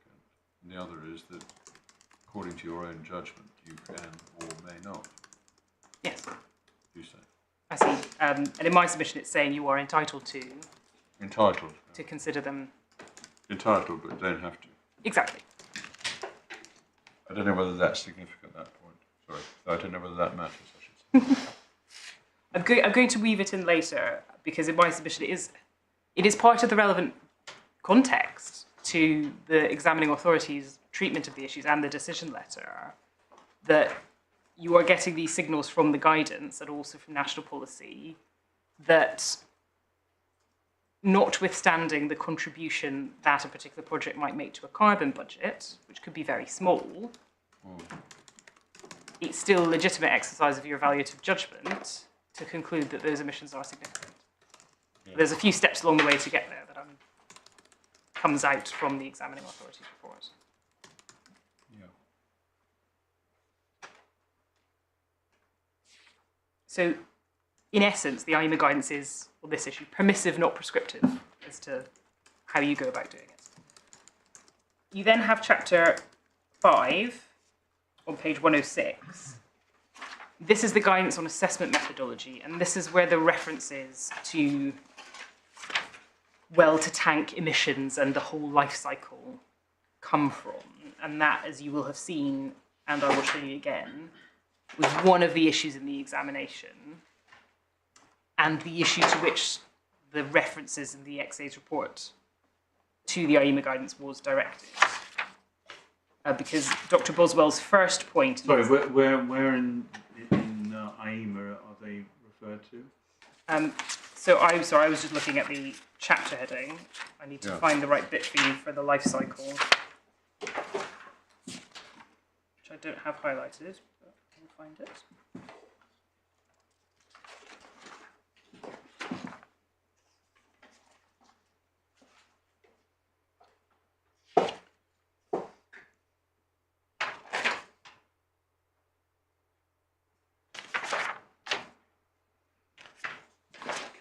Comes in on page 107.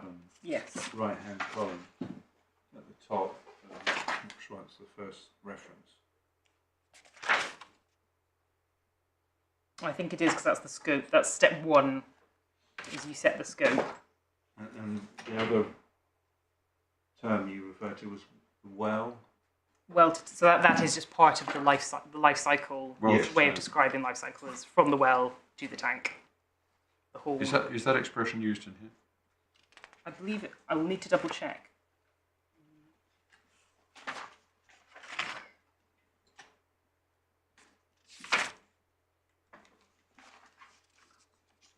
I'm not sure it is, but I will double check that. But I will be taking you to Dr. Boswell's submission to the examination, where he sets out all the things he said the ES didn't do with reference to this chapter 5, because that was his point in the examination, was you haven't done everything that AEMA says you have to do in terms of your assessment. Right. And he had points to make about cumulative impacts as well. Yeah. You then, so that's chapter 5, methodology, what you assess. Then page 114, you get chapter 6, which Miss Dobson took you to today. And again, on page 114, you see AEMA's repeating its 3 overarching principles from the first version of the guidance. And again, you have what I say is my permissive statement. As such, any GHG emissions or reductions for a project might be considered to be significant.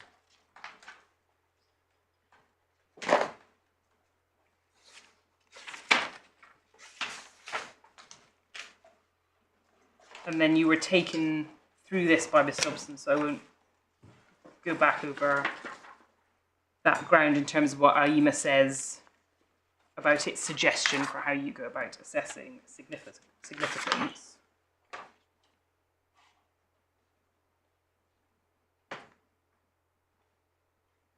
And Ms. Dobson rightly acknowledged that what AIMA says is, you get this on page 115, that the specific context for an individual project and the contribution it makes must be established through the professional judgment of an appropriate qualified practitioner, drawing on the available guidance, policy, I emphasise the word policy, and scientific evidence.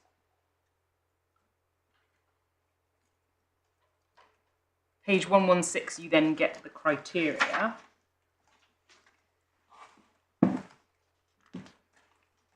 Sorry, are you going to deal with the emboldened text at the top of the right-hand column on 115? Yes, you were taken to that already. The crux of significance is not. Yes. But that refers to a baseline, doesn't it?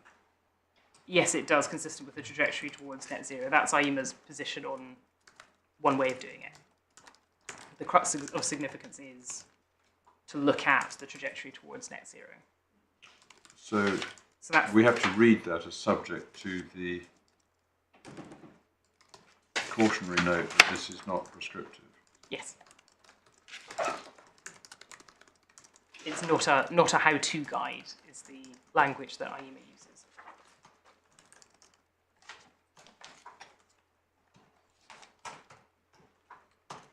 Right.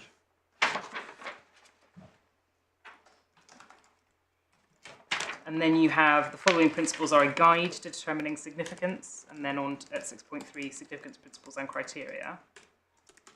But just to emphasise on the significant adverse criteria, which is on page 116, that's identified as being a project that follows a business as usual or due minimum approach, not compatible with the UK's net zero trajectory or accepted aligned practice or area-based transition targets, results in a significant adverse effect. It's down to the practitioner to differentiate between the level, e.g. moderate or major. And so there are a couple of things to think about in that criteria. There's, is this business as usual? Easier to do minimum? And is it not compatible with net zero? And if you go over the page to 117, you were taken to the examples. Sorry, just before we move over to the next page, there's a caption for figure 5, which refers to plotting against the UK's net zero compatible trajectory, and that has a footnote 36. And at the bottom of the page says, ideally it should be quantitative, based on a set of carbon budgets, etc. But where this is not available, it will need to be evaluated qualitatively, and Yes. refers to policy. Yes. Policy goals. Yes.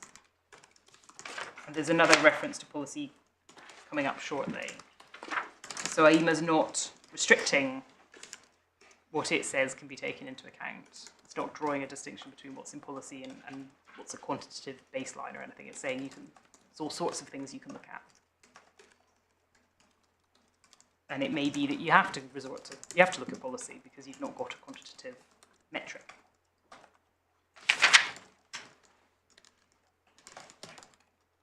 So 117 sets out the examples of what major adverse might be. And the first sentence of box 3, for the avoidance of doubt, AIMA's position that all emissions contribute to climate change has not changed. This box provides practitioners with examples of how to distinguish different levels of significance. Major or moderate adverse effects and beneficial effects are considered to be significant. Minor adverse and negligible effects are not considered to be significant. And then on major adverse, GHG impacts are not mitigated or are only compliant with minimum standards set through regulation. Do not provide further reductions required by existing local and national policy for projects of this type. A project with major adverse effects is locking in emissions and does not make a meaningful contribution to the UK's trajectory to net zero. So again, there are factors there that AIMA identifies, and this goes to the point that the Secretary of State and the second respondent make with regards to the decision letter, which is if these criteria were being applied, you would expect to see a working through of those factors.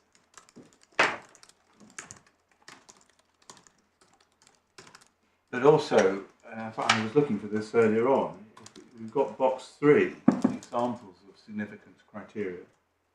And if you just compare moderate adverse and minor adverse, the minor adverse are projects with minor adverse effects, fully in line with measures necessary to achieve the UK's trajectory. But in part, what distinguishes moderate and adverse and minor adverse are the extent to which a project complies with policy requirements. So the moderate adverse ones, for example, are ones which may partially meet policy requirements. Minor adverse are those which are fully consistent with. So you've got a slightly difficult intellectual exercise of trying to relate a quantitative output, amount of carbon emissions, to how it's positioned with policy requirements, not necessarily carbon budgets. Yes. So, I mean, this goes to the point that IEMA acknowledges that this is a tricky exercise, and that's why professional judgment is required, and the factors that you ought to take into account aren't limited. So, if you were to be a decision maker applying IEMA number 2 in the context of national policy, which is encouraging certain sorts of, then that might be relevant to how you apply that graph. Yes, and that's... It isn't necessarily a purely numerical exercise. Correct, and that is the point that was made by the applicant, was that they said that this development fell into the minor adverse. Well, I wasn't seeking to get into that debate, but just standing back and looking at the way the guidance works, it isn't purely quantitative. That's correct. And you see that's where I was going to go to next, is on page 118. My Lord Justice Holgate already identified this earlier today, but it's right at the bottom.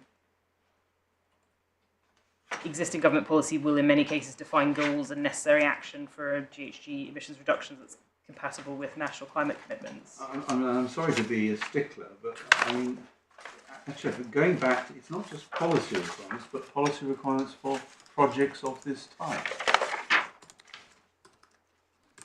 Yes. In box 3. Yes, that's right.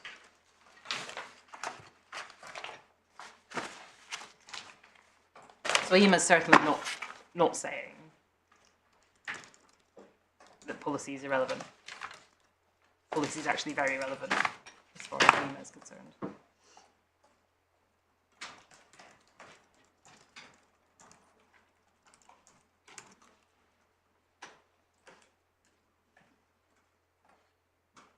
And what you can see, so picking up on that quantitative point, on page 118 under the heading 6.4, contextualising a project's carbon footprint.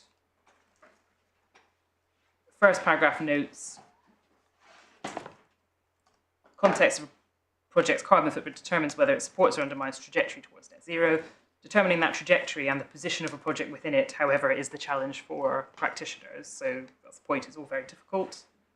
It's down to the practitioner's professional judgment on how best to contextualise a project's GHG impact.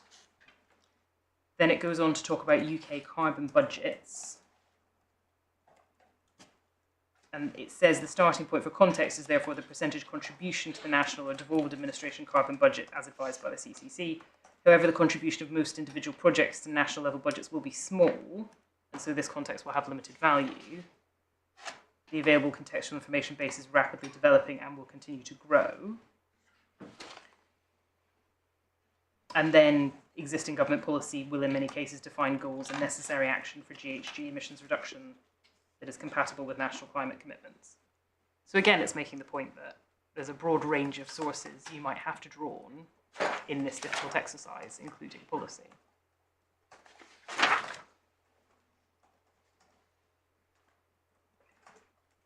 And you see that again on page 119, right-hand column,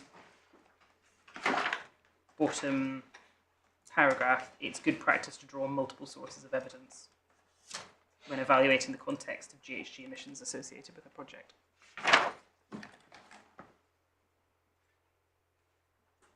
Just a second. Trying to find that passage you just read. 119, Yeah. right-hand column, third paragraph, first sentence. Yeah.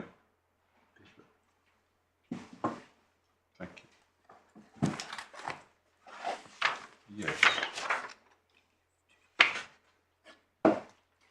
So from all of that, to sum up, we get, there's no one way to assess significance. IEMA is still in the second version taking the position that all emissions have the potential to be significant. The criteria they propose are only one way of doing it. And the decision maker is encouraged to draw on a wide range of sources to contextualise, including policy.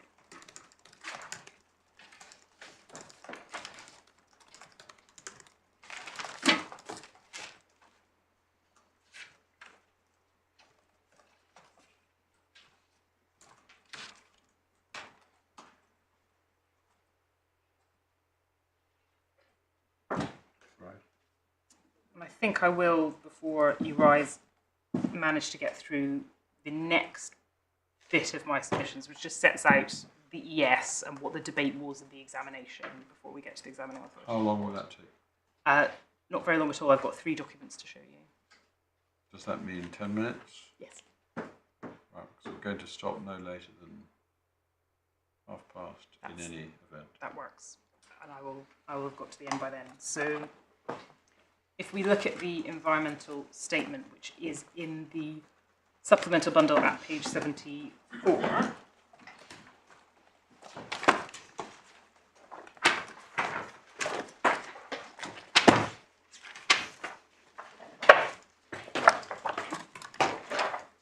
so this is the ES that was submitted with the application for development consent, prepared at the time when the version 1 of the IEMA guidance was in force. You'll see 21.2.46 under the heading IEMA Environmental Impact Assessment Guide. And there it summarises what the IEMA guidance says in the absence of any widely accepted guidance. And then it sets out what you've got to do. If you go over the page, so that's the applicant adopting and applying the IEMA guidance, version 1. Page 80, 2/3 of the way down the page, you have classification of significant effects. It again refers to the 2017 guidance at 21.3.22. Currently, no agreed methods to evaluate levels of GHG significance and professional judgment is required. 21.3.23, it is considered good practice to contextualise emissions against predetermined carbon budgets. So we saw that in IEMA 2017 as their one potential way of doing it. Sorry, the submission here is what exactly? So the submission, I just wanted to show you that. Yeah, but what's the submission?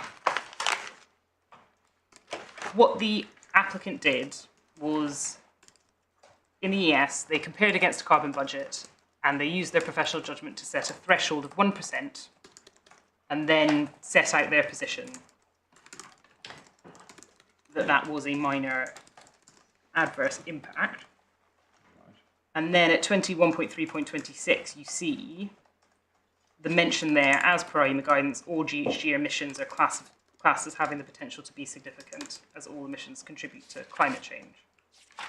And I showed you that because we then see it reflected in the examining authority's report as they work their way through the debate in reaching their conclusion.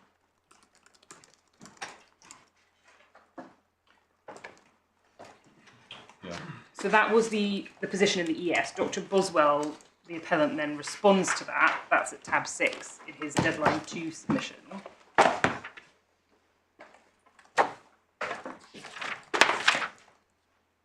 And I show you this because it was said by Ms Dobson that the question of which criteria are engaged was a principal controversial issue in the examination. That is, if she's talking just about the examination that leads up to the examining authority's report, that's not right. This is Dr. Boswell's position where, if you see at page 136, he sets out his submissions on IEMA. His point at this juncture, you see at paragraph 44, is he was saying, you've not followed the latest IEMA guidance. Section 6.4 on contextualising the footprint states first, you should do it against the carbon budget for the UK economy, but that's only a starting point. And second, that local policies and budgets and targets should be included in EIA assessments, and the applicant has only assessed the project's carbon emissions against a carbon budget for the entire UK economy. So the point was being made in the examination was not this is how you get to significance by applying the IEMA criteria in version 2. It was a different point about how you should use regional and sectoral targets. And he summarises on page 138 under section 6 conclusions all of his criticisms there of the environmental statement, including points that then you see work their way out in the examination and decision letter. So point 1, he's underestimated the impacts because there's been no full life cycle. 2, cumulative effects have not been assessed. 3, doesn't follow best practice for a cumulative assessment, that's the regional and sectoral point. 4, premature to rely on any carbon capture rate greater than 90%. 5 is a point about carbon intensity. So can you just give me the page again? I'm just making a note. 138. Right, sorry. Paragraph 55. Thank you. Now, I don't have to read them all out, but what you don't see there is his analysis, which you do get later on, after the examination, of what he says an application of the IEMA version 2 significance criteria. There's nothing applying page 116. Yes. What you've got is a collection of points, some of which go back to chapter 5 Yes. of IEMA 2, and some are other parts of chapter 6 to do with contextualisation. Yes, so what my point is in the examination, and the examining authority's report needs to be looked at in this context, Dr. Boswell had not yet set out his stall with reference to page 116. And that is relevant. So are you saying that happened after the examination closed and the panel reported? So this happened in the post-panel correspondence? Yes. Right. Yes, it did. But that's important because that sets the scene for how the examining authority then went about how they write their conclusions. How they write their conclusions, and the fact that they were not themselves picking between these two rival contentions. Mm.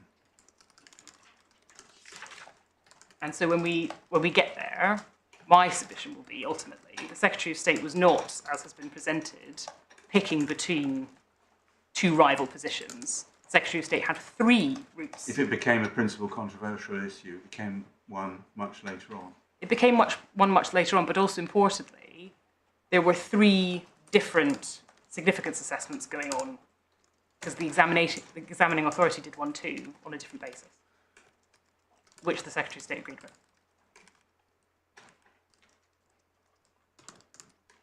Right. And that might be a point at which to pause because then tomorrow morning I can take you through the examining authority's report and the decision letter. I think that's certainly the time to stop, because otherwise I fear we're going to break into that. Good, thank you very much. We'll resume again in the morning at 10:30. Can we just have an indication of tomorrow's timetable, please? So Broden, how much time do you require to complete your submission? I will review and refine overnight, my lord, but I'm expecting to be done, I think I said to Mr. Philpott, about 11 11:30? Something like 11:30, so an hour in the morning. Right. And then Mr. Philpott and then Miss Dobson has asked for half an hour. Well, my lord, so far Ms Grogan has taken many of my best points, which is as I had anticipated and hoped it would be. I will obviously cut my coat according to my cloth. I would be well within an hour. Yeah.